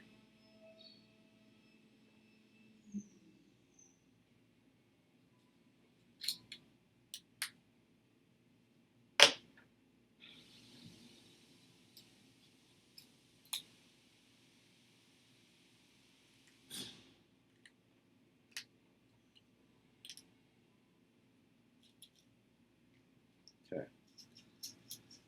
What do we need? M2.5 by 14 is what holds the boxes together.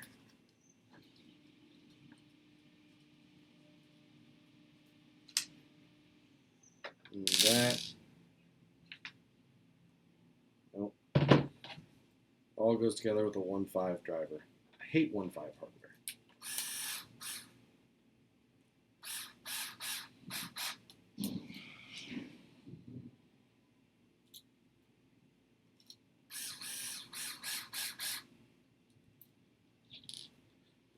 I don't want to tighten this down too much. I'm afraid it'll kind of lock up with too much tension.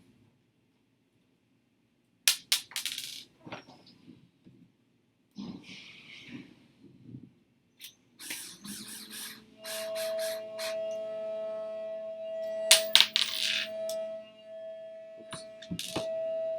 My bad.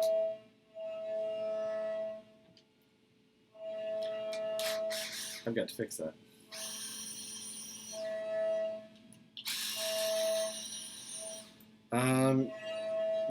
There's some parts trees, but not for the most part.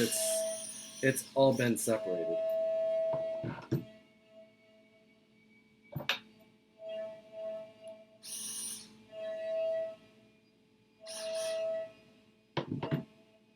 You know, I'm looking at some of the servo mounting and things like that over here on the side. It's been separated, but that's really, or it has not been separated is what I meant to say. But that's kind of the extent of it.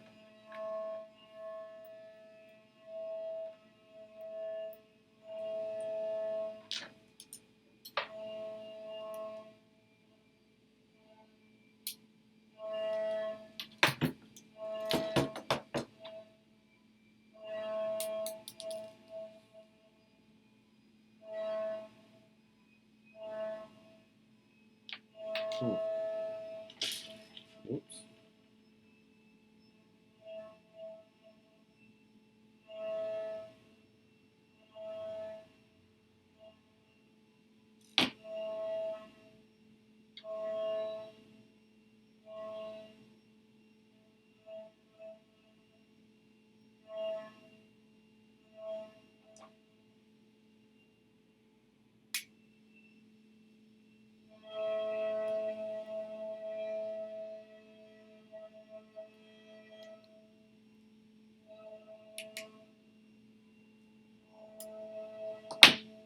All right. I had messed up on one of the E-clips. So I fixed that now. We're done.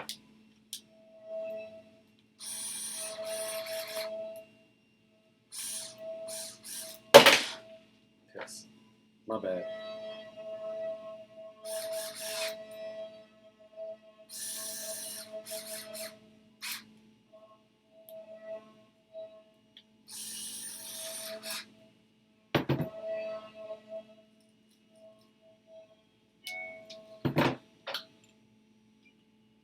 So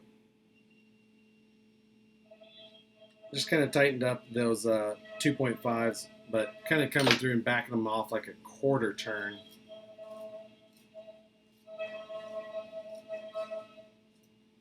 Feels a little bit better. All right, that.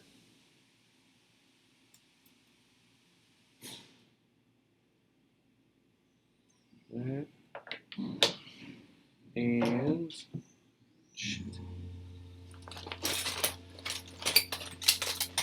again, they use a Phillips head shoulder screw for their kingpins. Or at least they're supposed to until I lose it.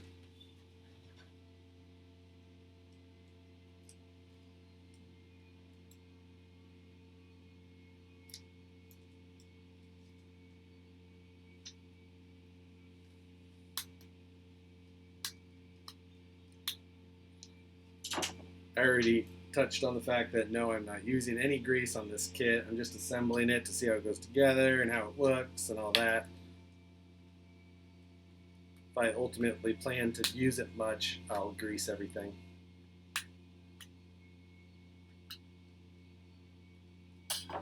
At this point, I just want to see how this thing goes together.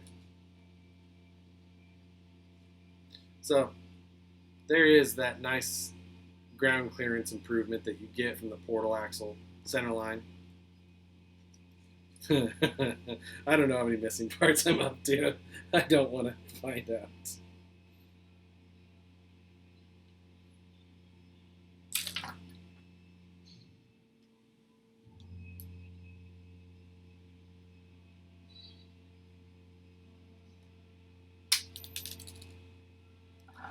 There's another.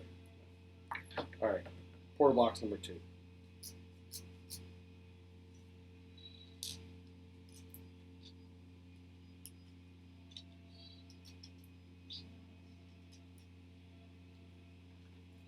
I do like the fact that the front and rear axles are the same on this car. So if I wanted to do like an axle swap, or swap these axles into something like a Jesse Haynes style tube buggy, that would be cool with rear steer.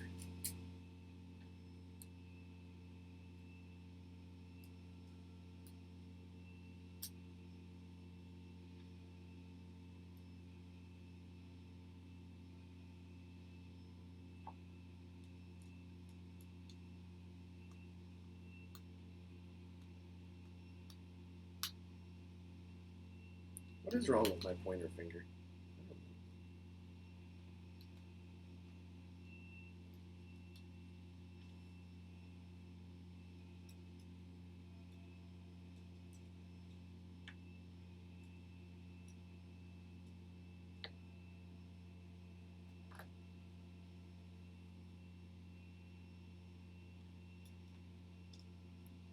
If I had a cow mat, they probably would still bounce off the table because cow mats are barely magnetic.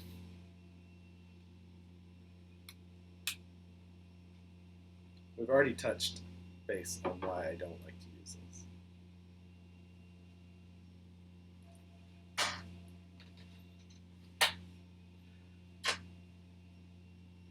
All right, so now 3x20.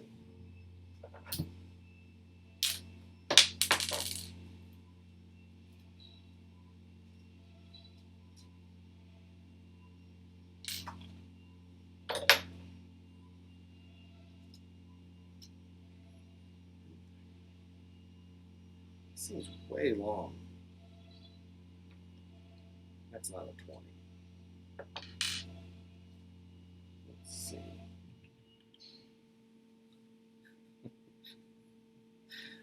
Yes, I am going to hurt myself one of these times while on camera. I did jab myself there. Not too bad though. Didn't draw blood. That's a 25. Is this a 20? No, not a 20. Where the hell did my M3x20s go?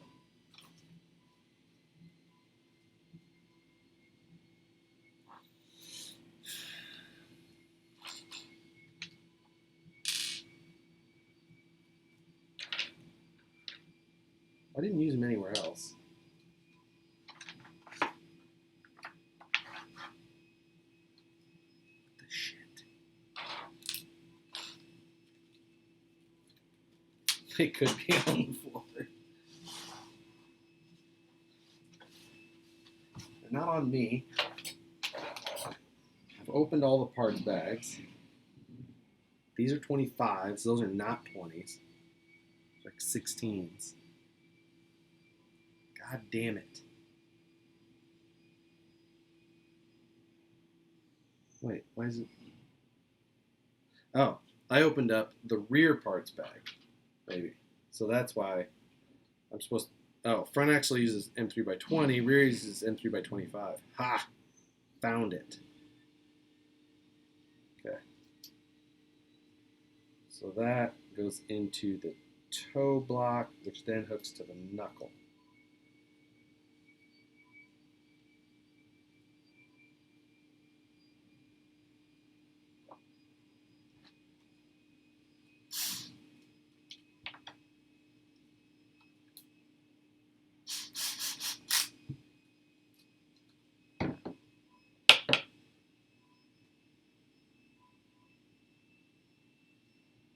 Okay, there's that.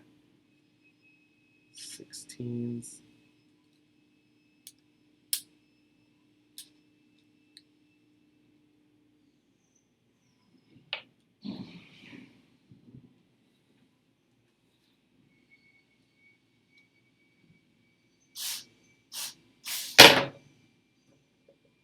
Whoops.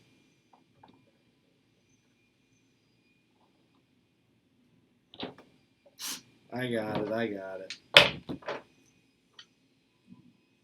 Where's that other toe block? There it is.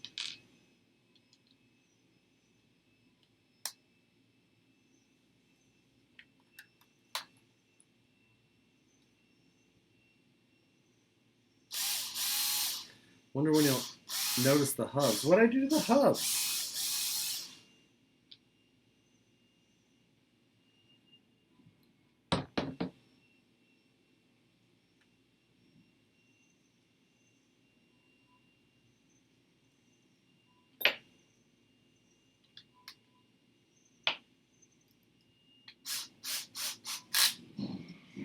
Okay.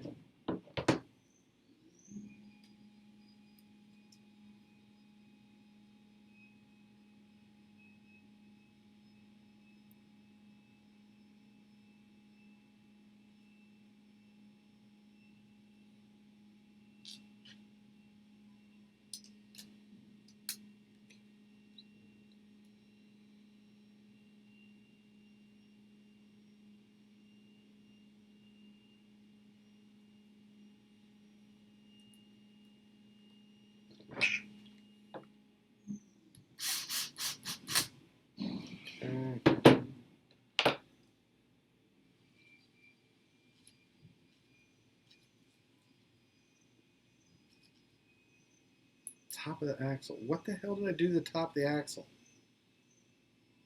I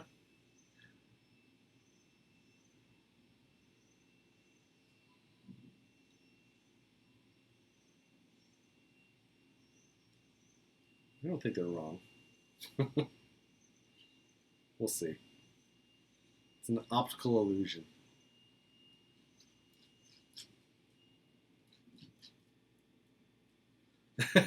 I said before I started this thing that I wasn't going to do grease. I was not lying on that.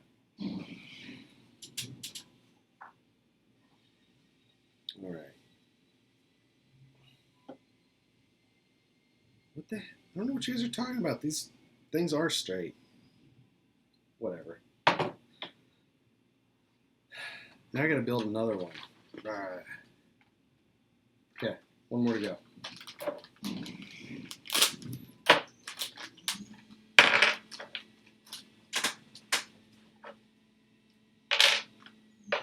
I'm interested to see how much steering these things get.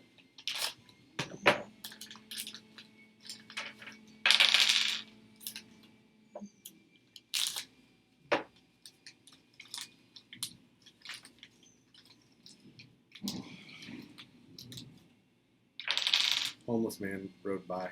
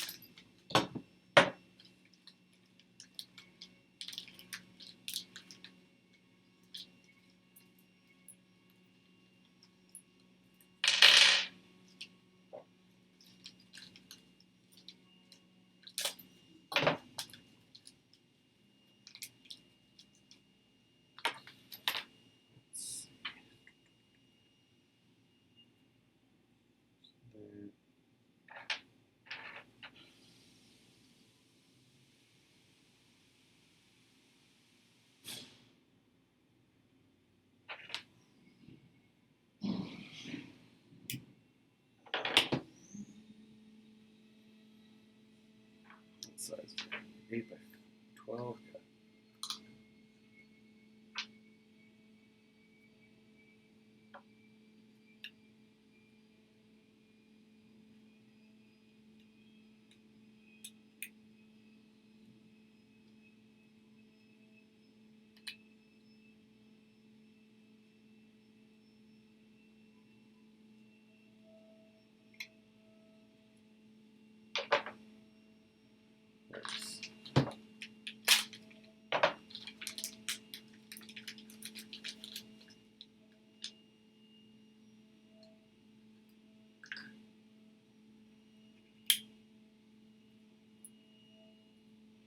So after going through that other portal and finally seeing what kind of reduction it has, now I'm back to thinking that the bearings on these ring and pinion gears are way too small for these axles.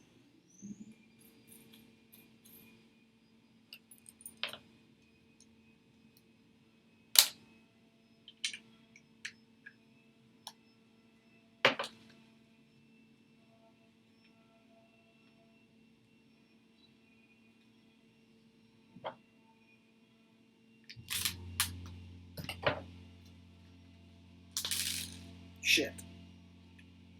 I got them all. I'd have to look at what the transmission reduction is, but the overall drive ratio on the other version, the normal CFX, it had a drive reduction of, kind of between that,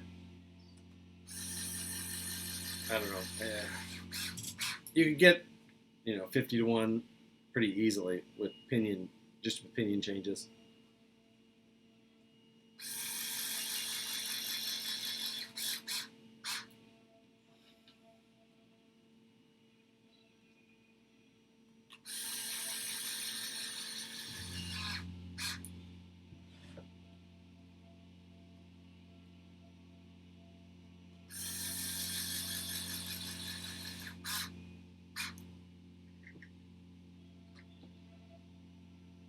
Alright, did I lose a screw?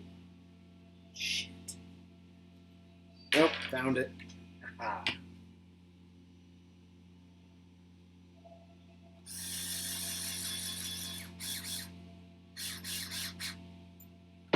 I just like using I just use normal bearing grease. Automotive bearing grease. Drilling the palm. No. Alright, inner axle shafts again. This deal.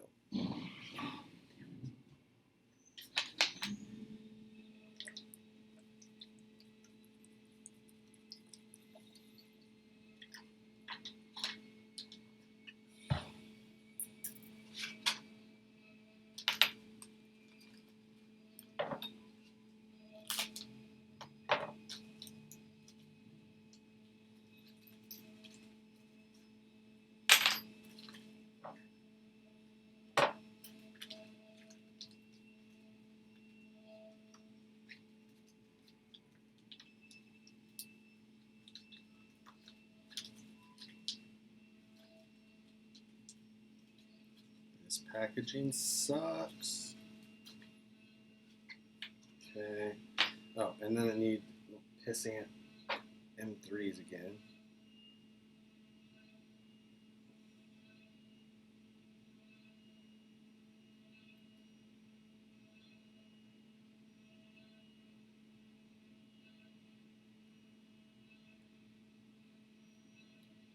Put the pin in there at first just to get the M3 started so that I can hold it.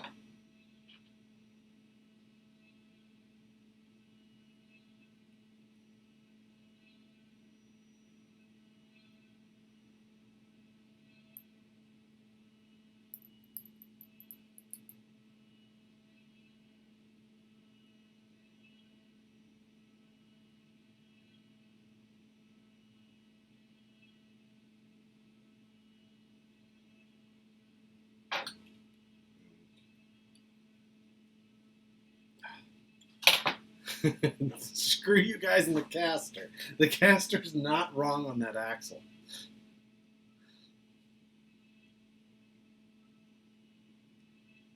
It's at 10 degrees, just like it shows.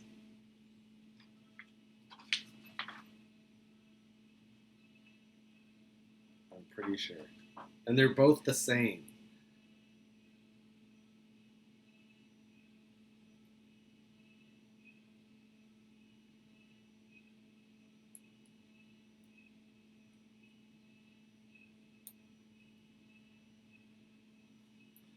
Does it say to put the rear at 0 cast? I mean, I could see where it would, but it doesn't. It just says 10 degrees.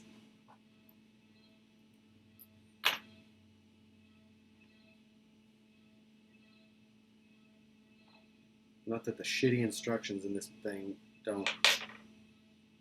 could read different.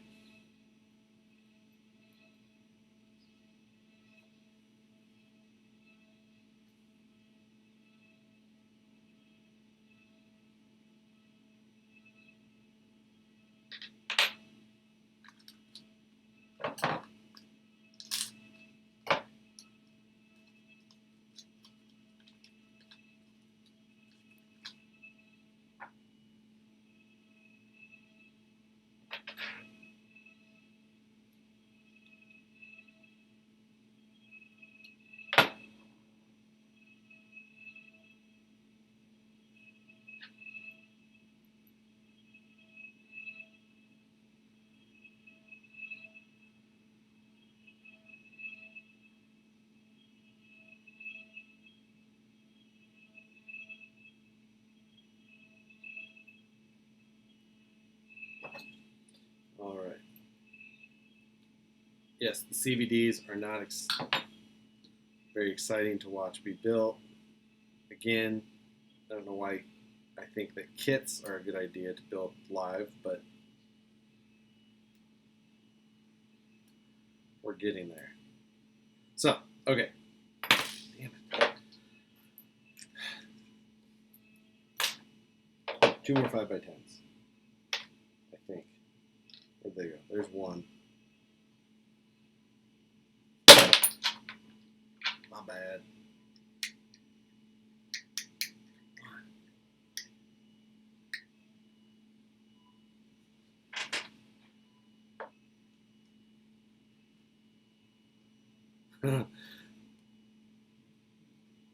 Yes. So my dad is still recovering from his paraplane crash accident thing. That's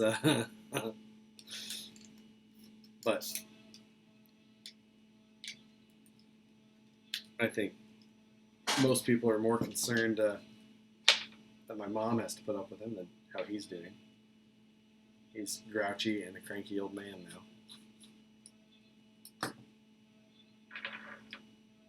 All right, I'm putting the C-hubs on again with another 10 degrees. Shit.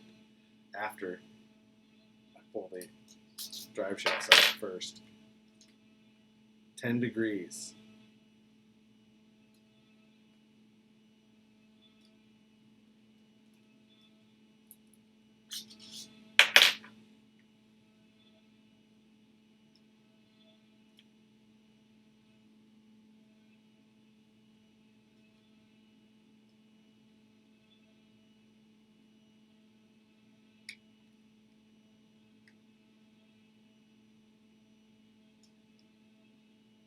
Okay. And they match. Exact same. Jesus, you guys suck. There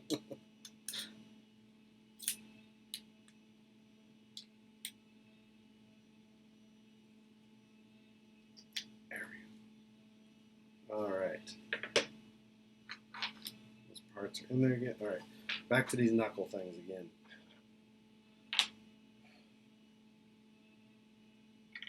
4x8s in the top. Yeah, that's the bottom, I guess. No, that's the top. That's the bottom.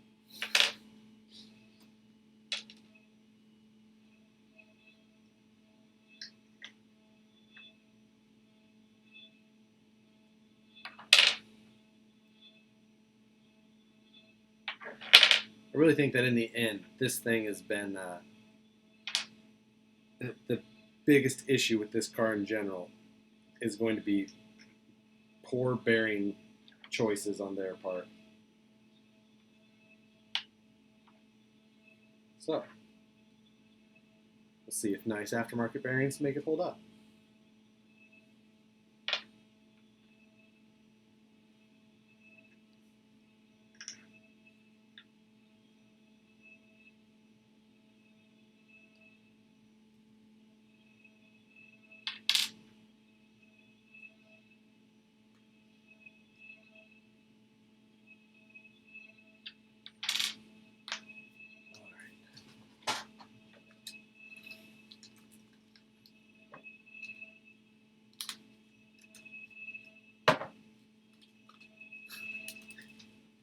I'm not saying to run this car with no grease. It's just how I'm assembling it right now.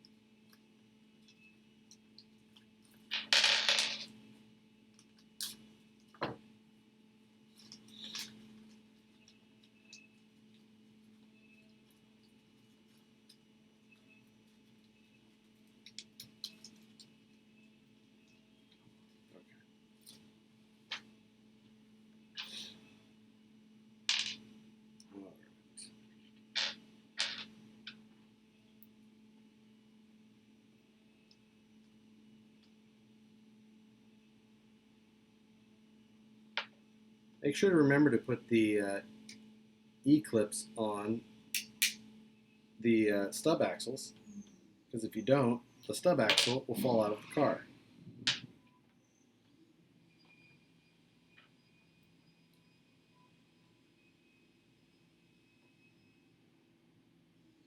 My wife does know where I'm at right now.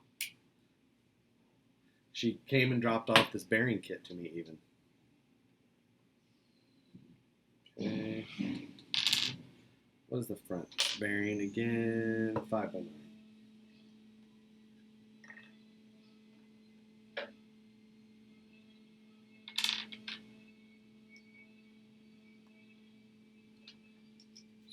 Five by nine.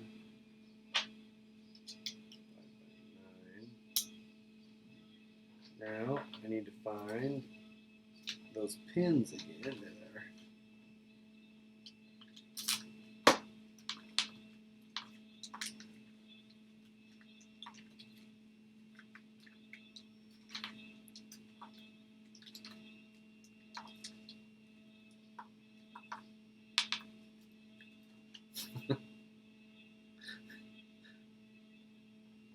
I do not eat my toast dry. I prefer jelly.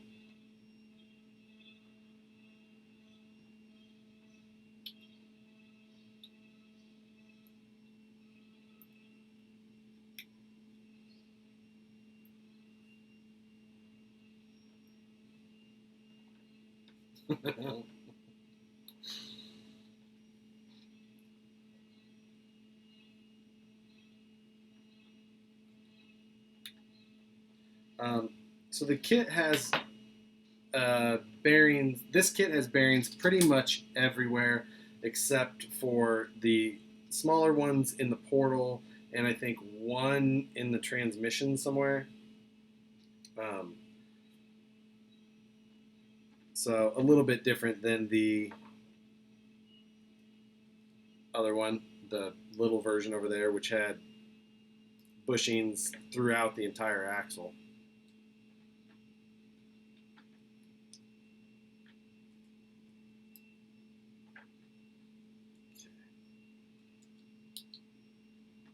Oh, need one more bearing. What's that? 4x8.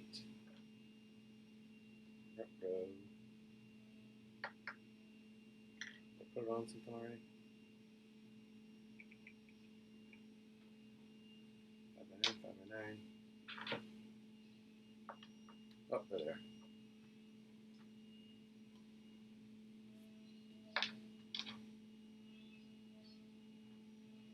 I had the perfect amount of bearings.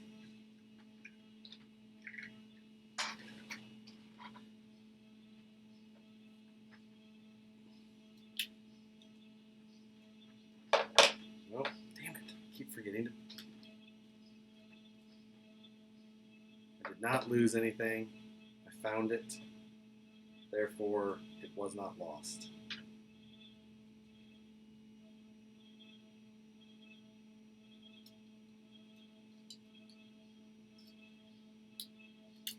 Got it. Okay. One down.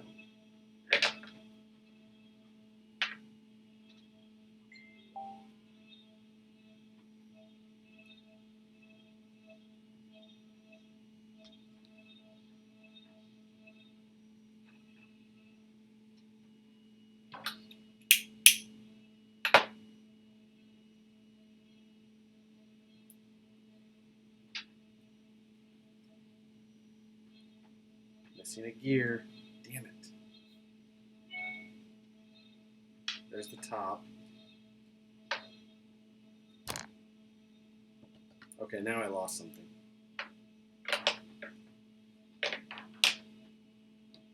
This part's kind of important too. Did I seriously lose it?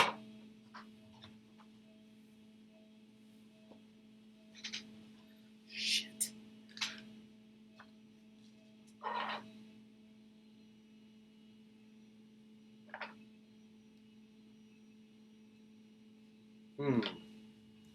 Well, this could be a problem if I really did lose it, which could be the truth.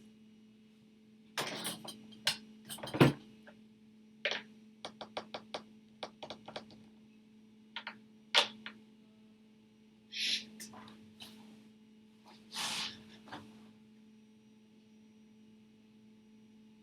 Okay. Well. Damn it. It's over here. It is on my left. Good call. It was mixed. Nope. That's the wrong gear.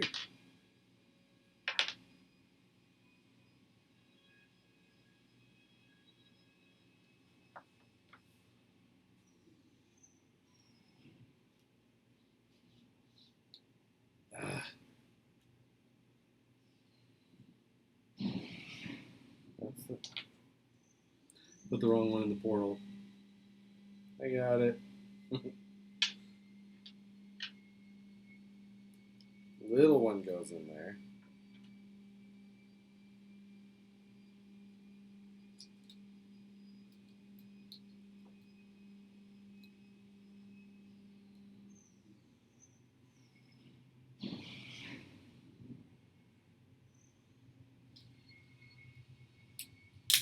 There we go. Okay. Back on track. Kind of. Until I fix this.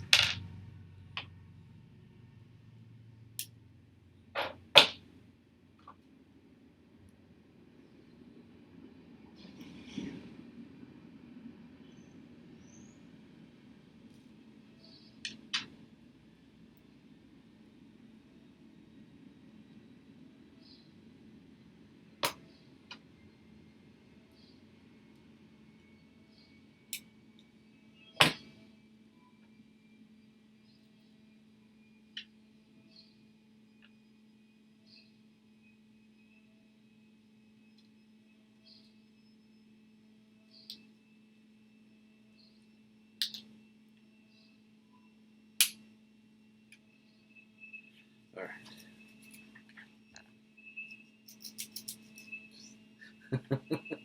Yes, I am getting loopy. But the C's are not off. You guys can seriously eat a bowl.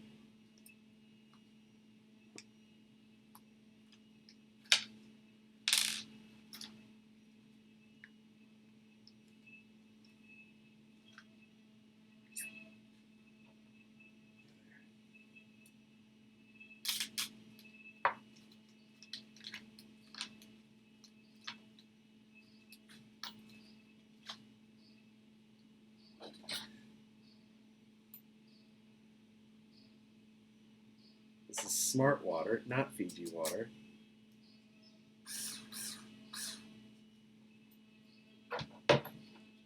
Oh, pressed them in. We did half of them.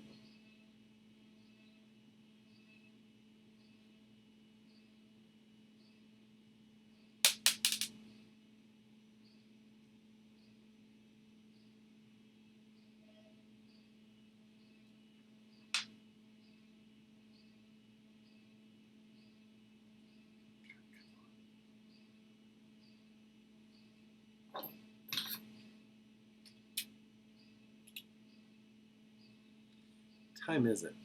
8:48. Made better time than the last time. Not saying it's been any more interesting.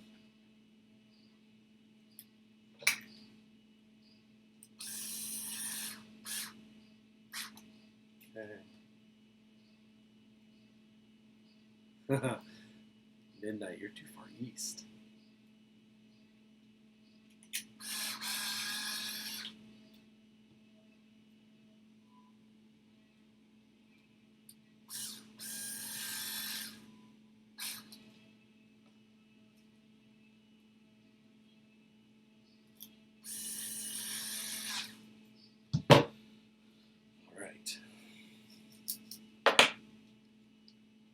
one more portal. Yes, the power driver has greatly increased the amount of productivity tonight.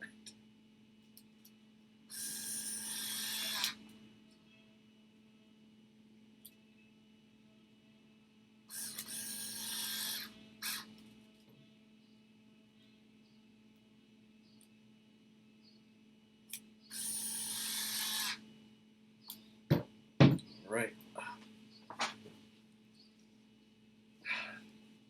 Damn it.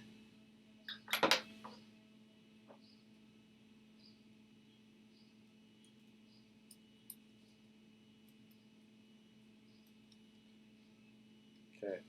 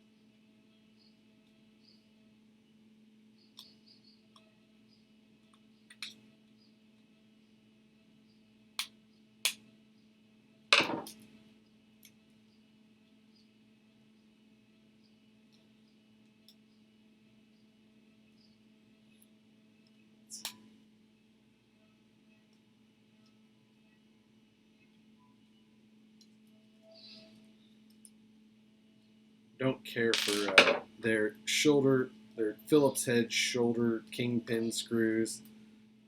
I don't. I hate using a Phillips on anything anymore.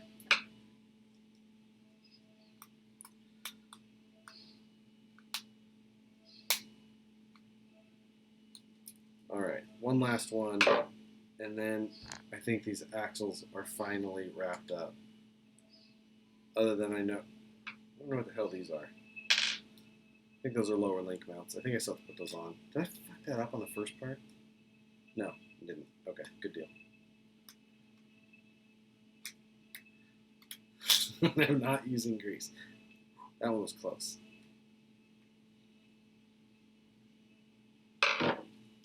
Okay. Front. So this is where I need the 20 millimeters. Ha, found them. Where is...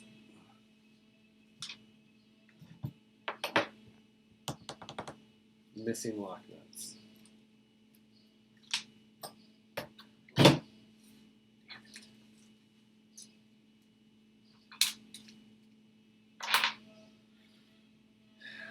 Shit. Oh, there.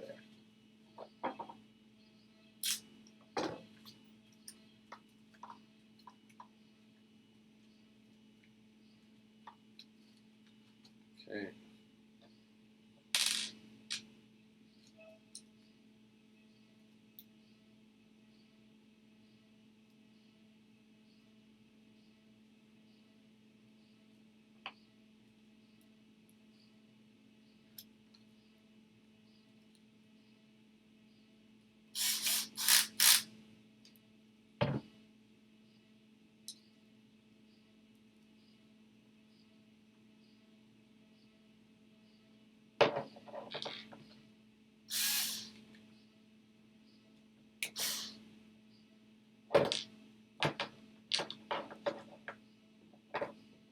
I need more hands.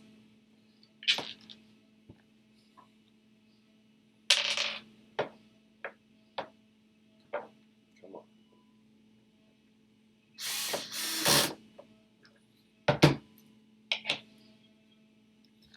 Front axle's done. Freaking kingpins are aligned the same, just like the rear.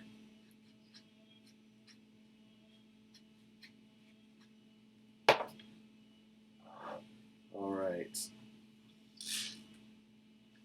Let's see.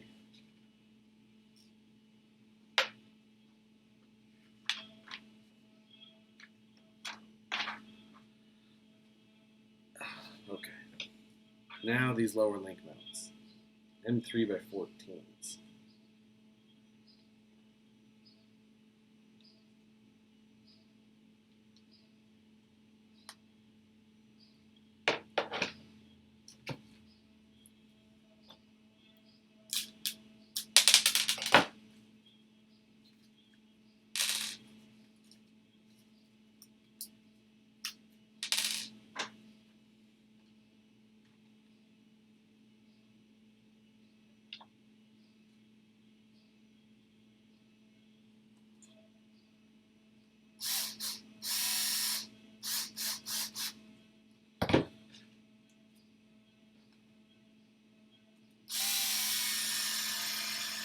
So the lower link mounts on this car, they just thread into the plastic on the lower link mount.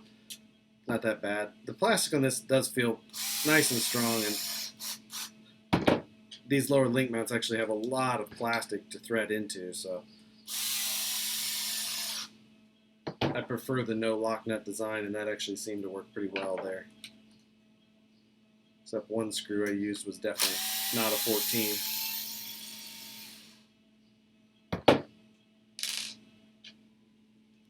I don't know what that was. Okay.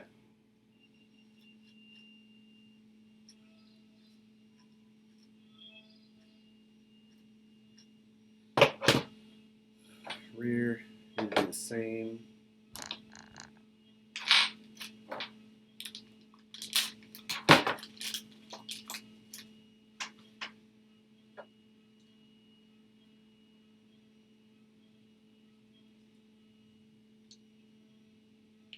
Almost ready to put these things on the chassis.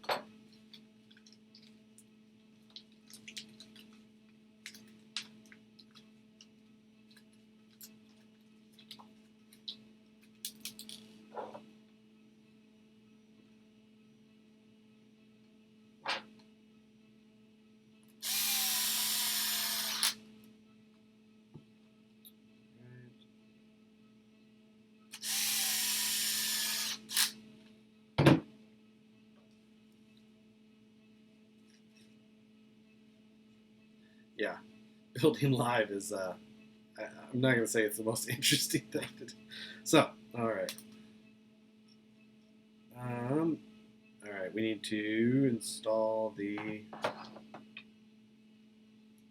shocks first. That's interesting. Okay. So, you actually, how the fuck are you even supposed to get to these?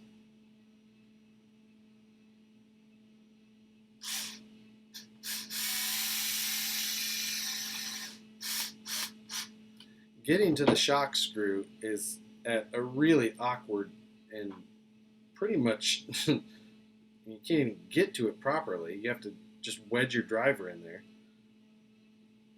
Honestly, you should probably have to put them on before you install the C-hubs onto the axles.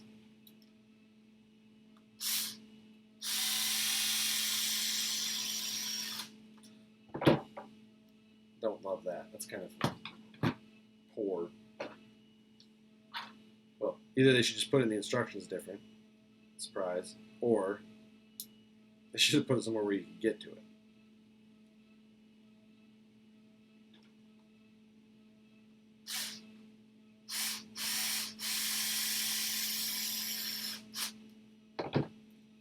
Even if you weren't using a power driver, yes, you could use a ball end driver, but still, I actually don't even have any ball end 2.0 millimeter. I have lots of 2.5, but I don't have a 2.0 ball end. Piss. And I barely have any 2. I'm not going to have any hardware if I keep dropping.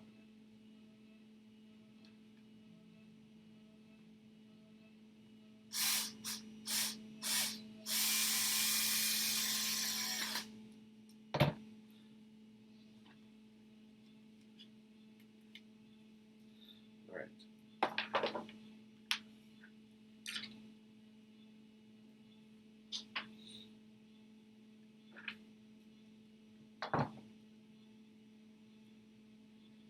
So the servo mount on this thing is kind of a weird two-piece design, just this little odd-shaped post. One on each side of the pumpkin, one screw in each.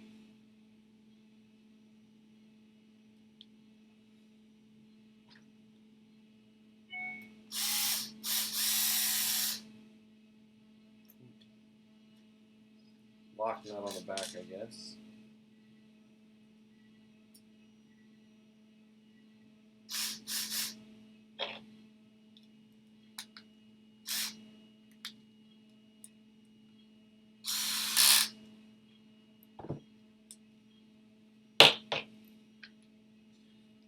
Feels like a secure enough design. And once you've got the servo in there, it'll kind of bridge it all together anyway.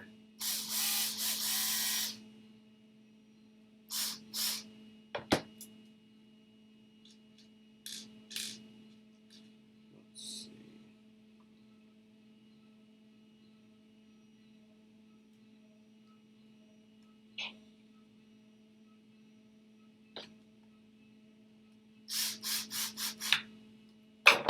All right. Yes, the wheels fell.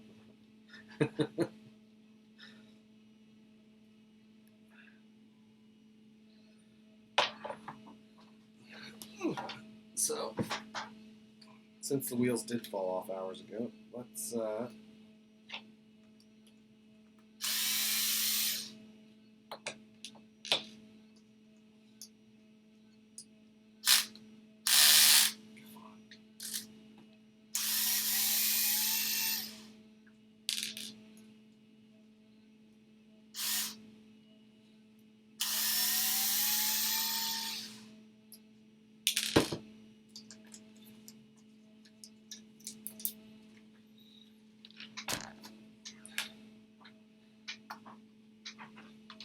rather than leave my very nice servo in that car, I'll move it over to this one, where again, I probably won't use it. So, now I didn't install these little servo spacers on the last car, and then when I didn't do that, the servo was hitting the output, or the spur gear shaft on that car. So, I'll go ahead and install it on this car just in case.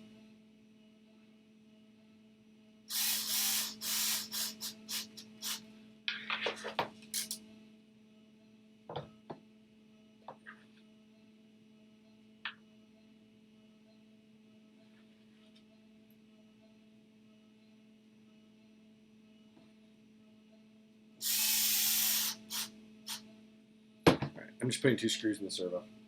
It's close enough.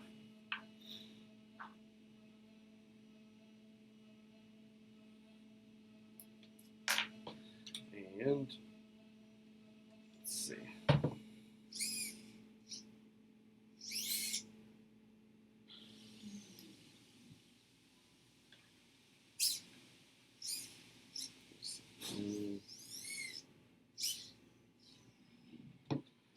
They're centered.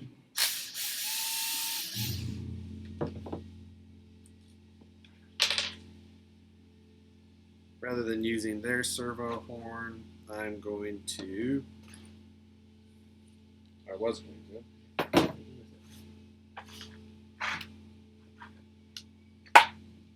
Seriously?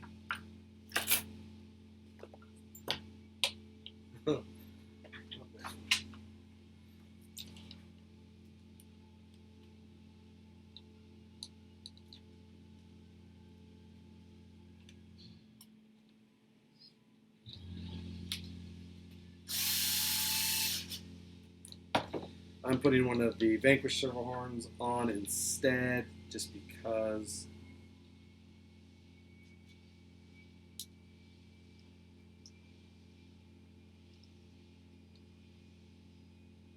Pretty much only because then I don't have to use a lock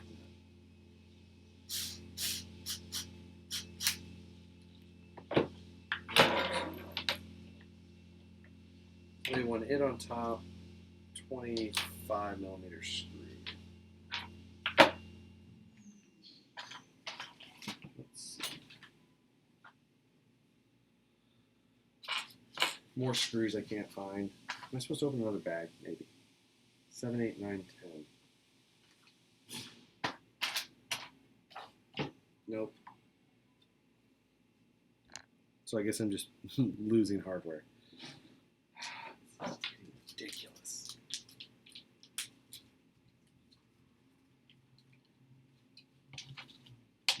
Wait, is that it? Yep. Dropping shit everywhere.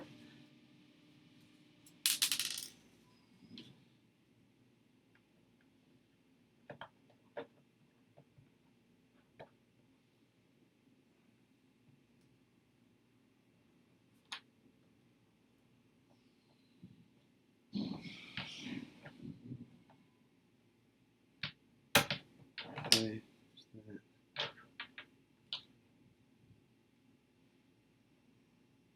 Oh, I will have orange servo horns at some point.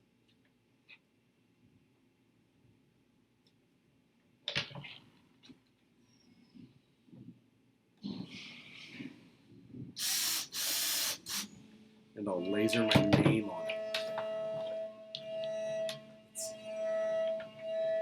It was too quiet until that kicked on, I'm sure.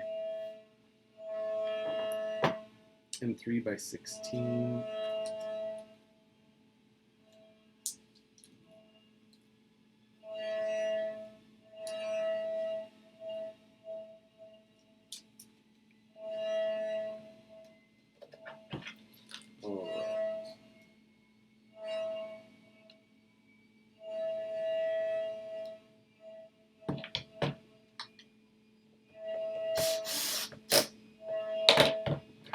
Yay. Front axle, servo, shocks, freaking parts everywhere. I'm going to be finding 3x6 bushings everywhere. Alright. Time for drive shafts.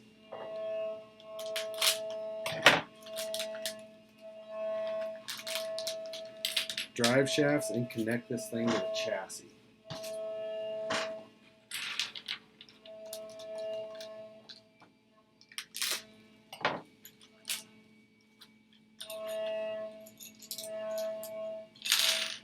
Okay. Calls for O-rings in the drive shaft.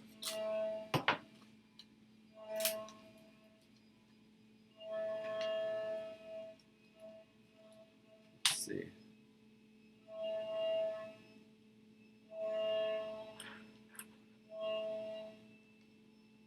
So it's to put 3 O-rings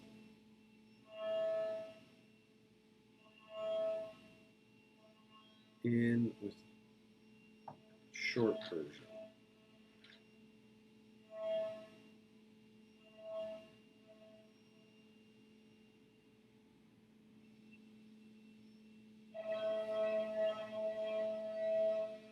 This feels like packing a black powder rifle.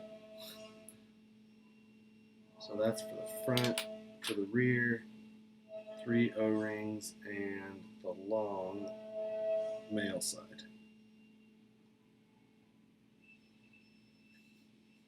Okay,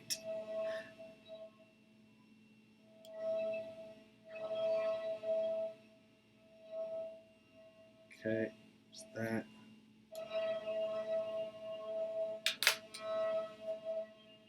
Set pins. Okay,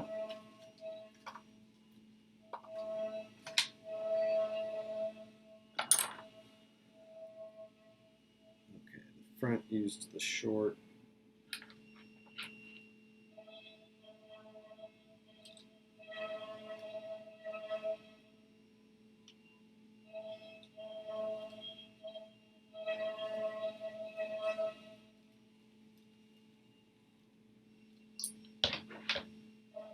Rear uses the long.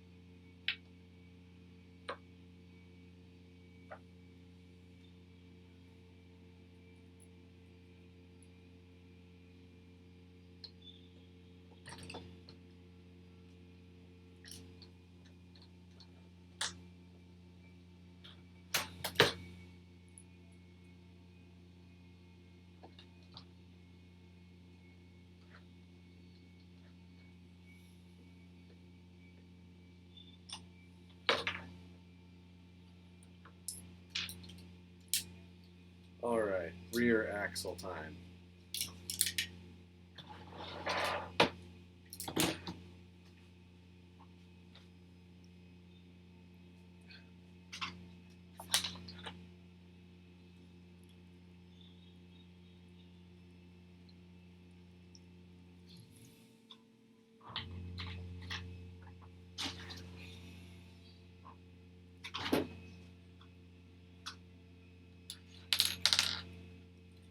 All right, upper link first.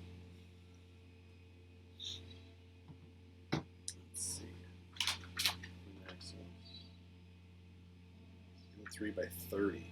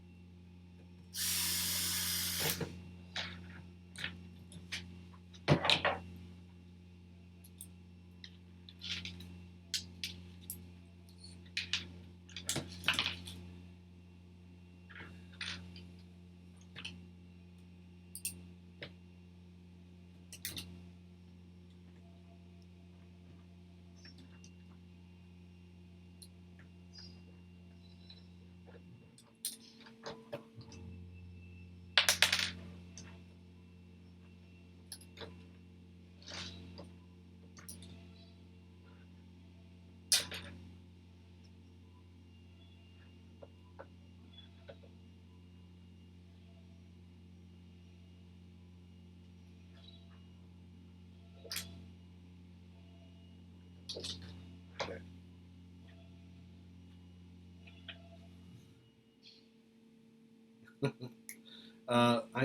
I put in here the Futaba BLS 172 SV.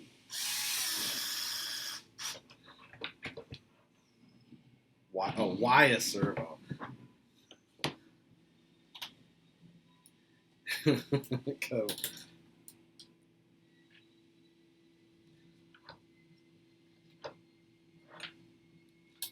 Ah, fuck. I'll get to that in a minute. I'm gonna have to read. I'm gonna take apart the transmission side of the drive shaft and put it back on.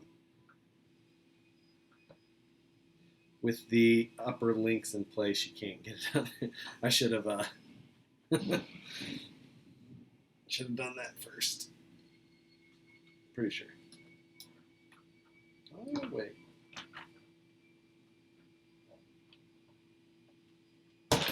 No, can't make it. I'll do it the right way.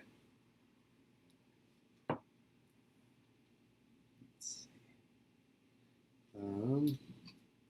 3x30s and M3x18s.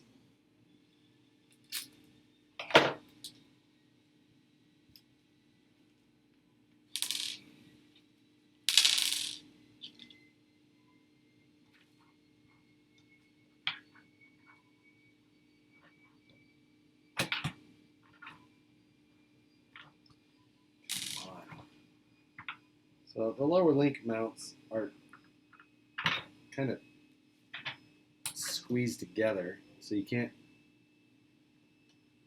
The ball end does not want to go in there easily.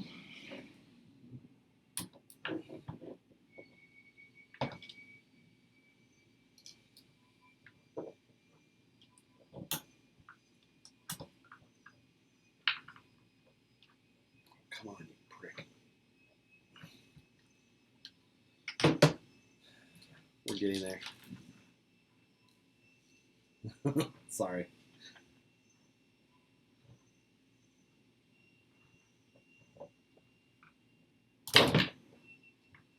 It's late. This is no longer a kid's show. Damn it.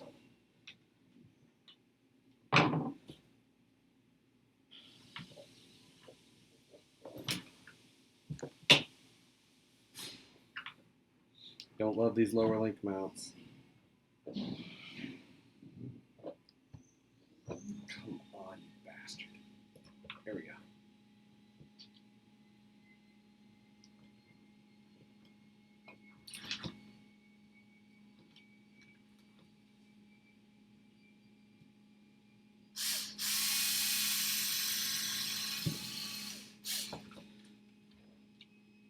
Now, the lower link mounts are supposed to use lock nuts as well. I'll get to that, probably.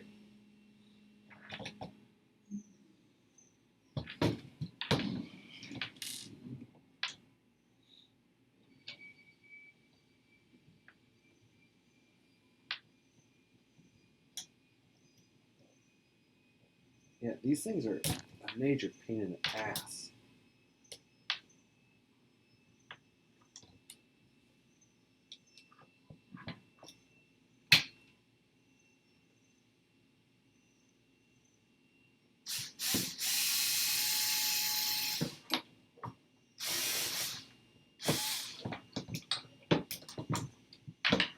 Okay.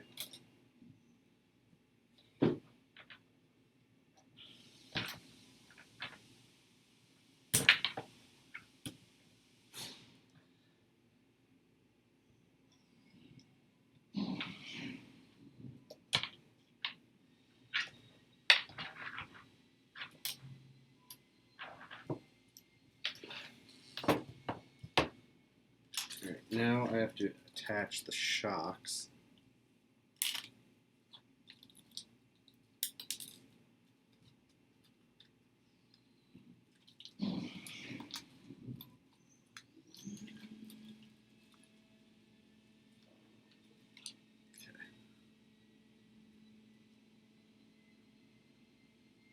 Everything's tough when you don't follow instructions, yes.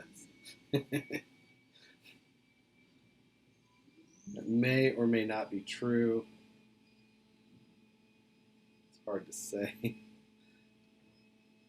3x14s again.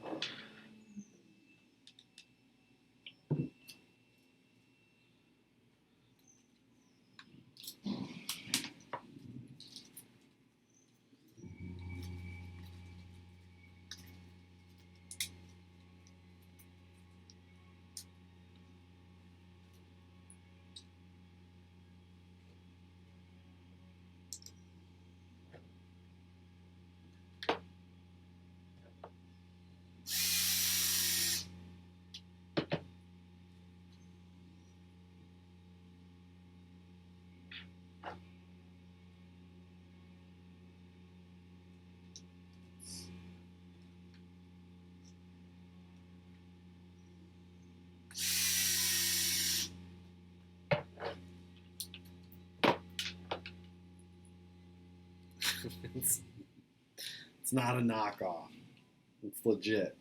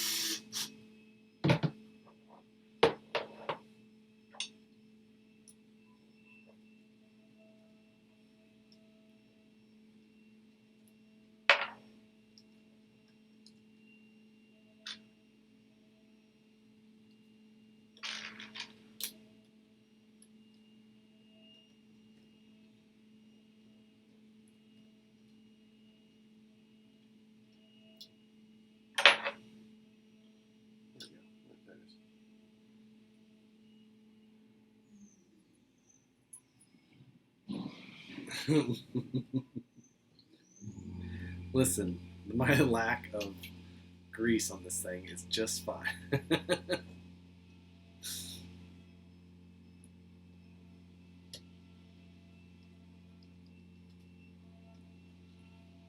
These short little shocks, I will be interested to see actually how much flex this thing will actually get.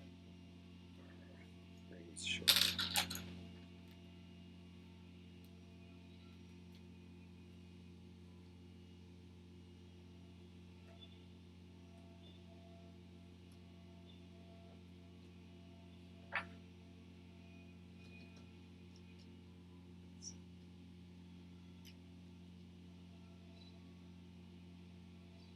All right. There's a lot of belly clearance for a car with no tires and wheels on it. There's a shitload of parts on my desk too.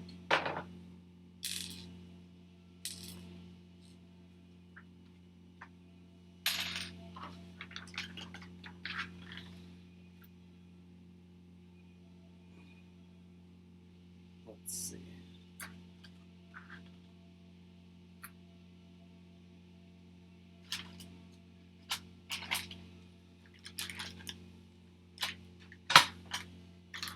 So yeah, we're going to skip past some of the other little chassis things, and we're going to put this thing to a roller. And the rest of it, I'll pay attention to later.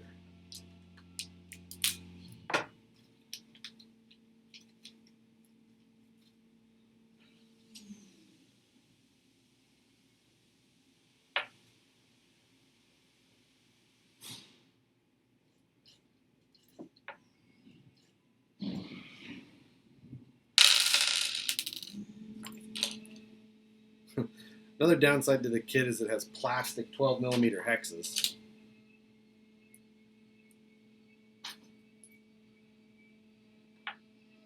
Figured we could have gone past that.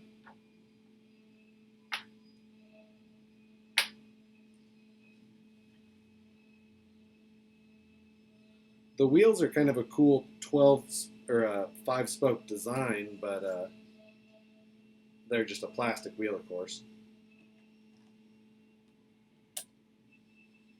So, but just your typical plastic wheel. Not that deep of a hex in the back. I can imagine that you'll probably need to replace those pretty quickly if you're putting much hard use on this car.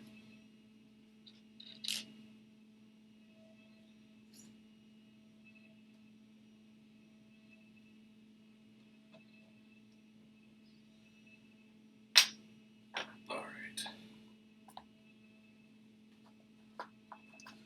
The foam they give you with these tires is actually pretty decent. It doesn't feel too bad. It's decently firm.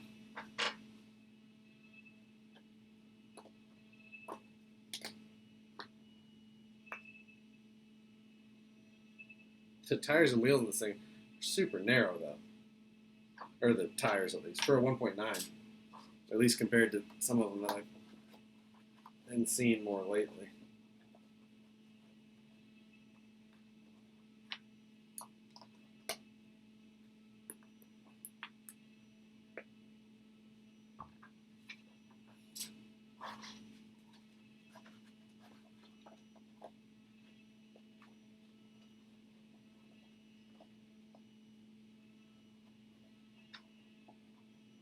Right.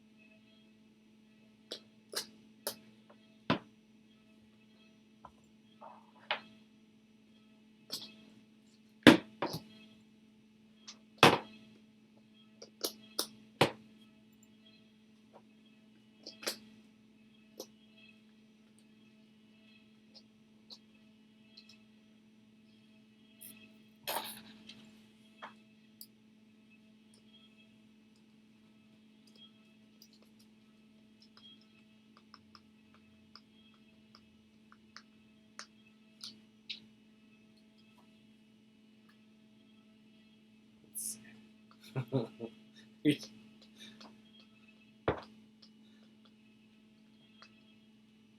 believe I do need wheel nuts on this one in particular.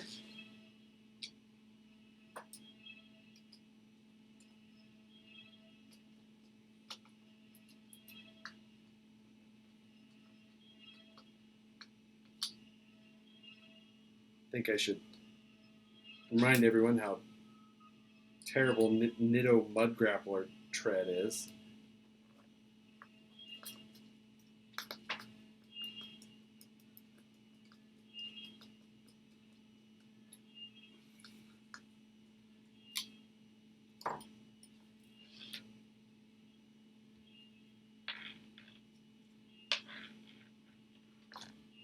Some pretty awesome clearance underneath the front of those axles, though.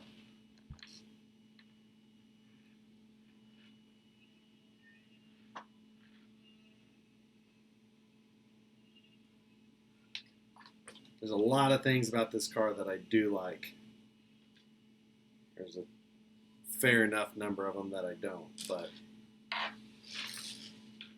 for a kit out of the box, it's pretty good. So, for those of you that were wondering, it does come with another set of servo mounts if you did want to do rear steer. That's kind of nice. Yeah, I don't have the motor in. Obviously, if you have the motor, it sits up front there, over top of the servo. I think this car running a real low suspension setup would be a lot of fun to drive. Let me clear some of this stuff out of the way, and I'll pull up the three cars, and we can compare those quick before I get out of here. Before I go join all the homeless people outside.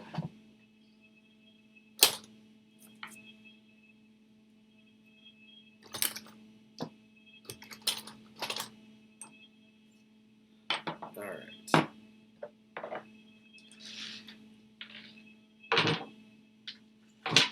Yeah. Just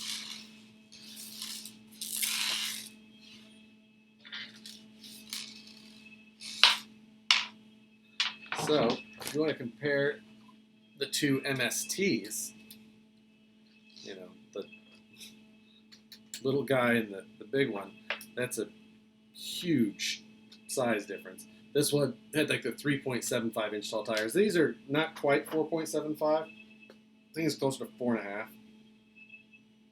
But I mean, wheelbase and everything, you're looking at just a 3-inch difference between the two. And then, of course, you know, a massive difference in axles. The axles on the little MST CFX, I'm not a big fan of. They're bulky and kind of big, and everything about them is just, it's not super exciting. I guess if you're building a car this size, though, maybe you're just not too worried about it. I don't know. I'm still just not a huge fan. But the bigger comparison would be to the SCX-10-2. So, you know, you're gonna, let's see, there we go. You can see that there's a good amount of clearance difference there. Track width wise, now I've got Method 105s on this with a 475 hub and a really wide tire. However, at the bottom of the tire, this thing is about the same actually. So something to mention, so size-wise on this car, it's pretty similar. Wheelbase is right about at the same. Track width, pretty close to the same. You know, ground clearance-wise, I can just barely get my hand underneath of that car. Here it's pretty similar at the belly. This might have a hair more, but I don't have any weight on this car at all. That car's got a ton of weight. But under the axle clearance is where you're going to see a huge difference. How's the steering? That's a good question. It's okay. It's not bad. I mean, it seems better that way. I don't know. It's not too bad.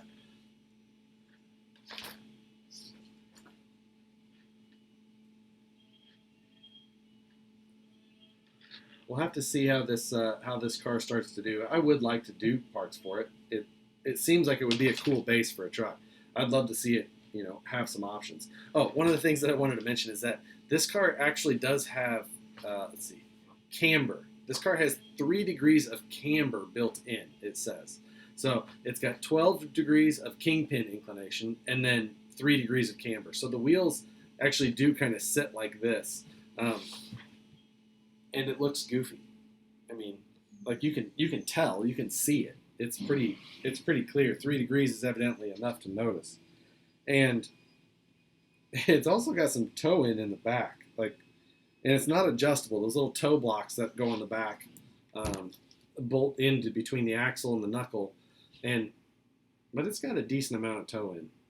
I don't know if there's something different I was supposed to do there or not, but that's toe in. Maybe there's some spacers or something you could use, but you'd have to space the toe block out, and I don't know. We'll see. Overall, though, I like the front motor mount. Granted, the front motor sits pretty high on this thing. It'll still probably do pretty well. Again, the wheelbase is about 12.3, right around there, about the same as the SCX-10-2 or any of the other SCX-10s. But it's a cool truck. It needs some things. There's some things that are annoying about it, but that's not different than most trucks. So overall, though, I think this truck's around $300. So if I didn't own an SCX-10-2, I would, or if I owned an SCX-10-2 and I'm looking for another kit, I'd say this is a buy. If I'm trying to decide between an SCX-10-2 or this kit, I'd buy an SCX-10-2. A lot for the aftermarket support and some of the things like that. Just, I wouldn't want to only own this truck so I would say that. While the Portal axles are cool and a lot of the other things are pretty neat about it, it's not so neat that I wouldn't want to have an SCX-10-2 is your old trusty sitting in the stable. So that would be my final words. If you're just looking for another truck, cool truck to buy, I would buy it. I think that's all that needs to be said about this thing. I have a lot of cleanup to do before I get to go home still. So I'm going to cut this thing off right now and call it a night. So thanks, guys. That's all I got. And thanks for watching. Thanks for sticking around for such a long live build. We're at 3 hours and 23 minutes. What do you know? All right. We'll see you guys later. Stop.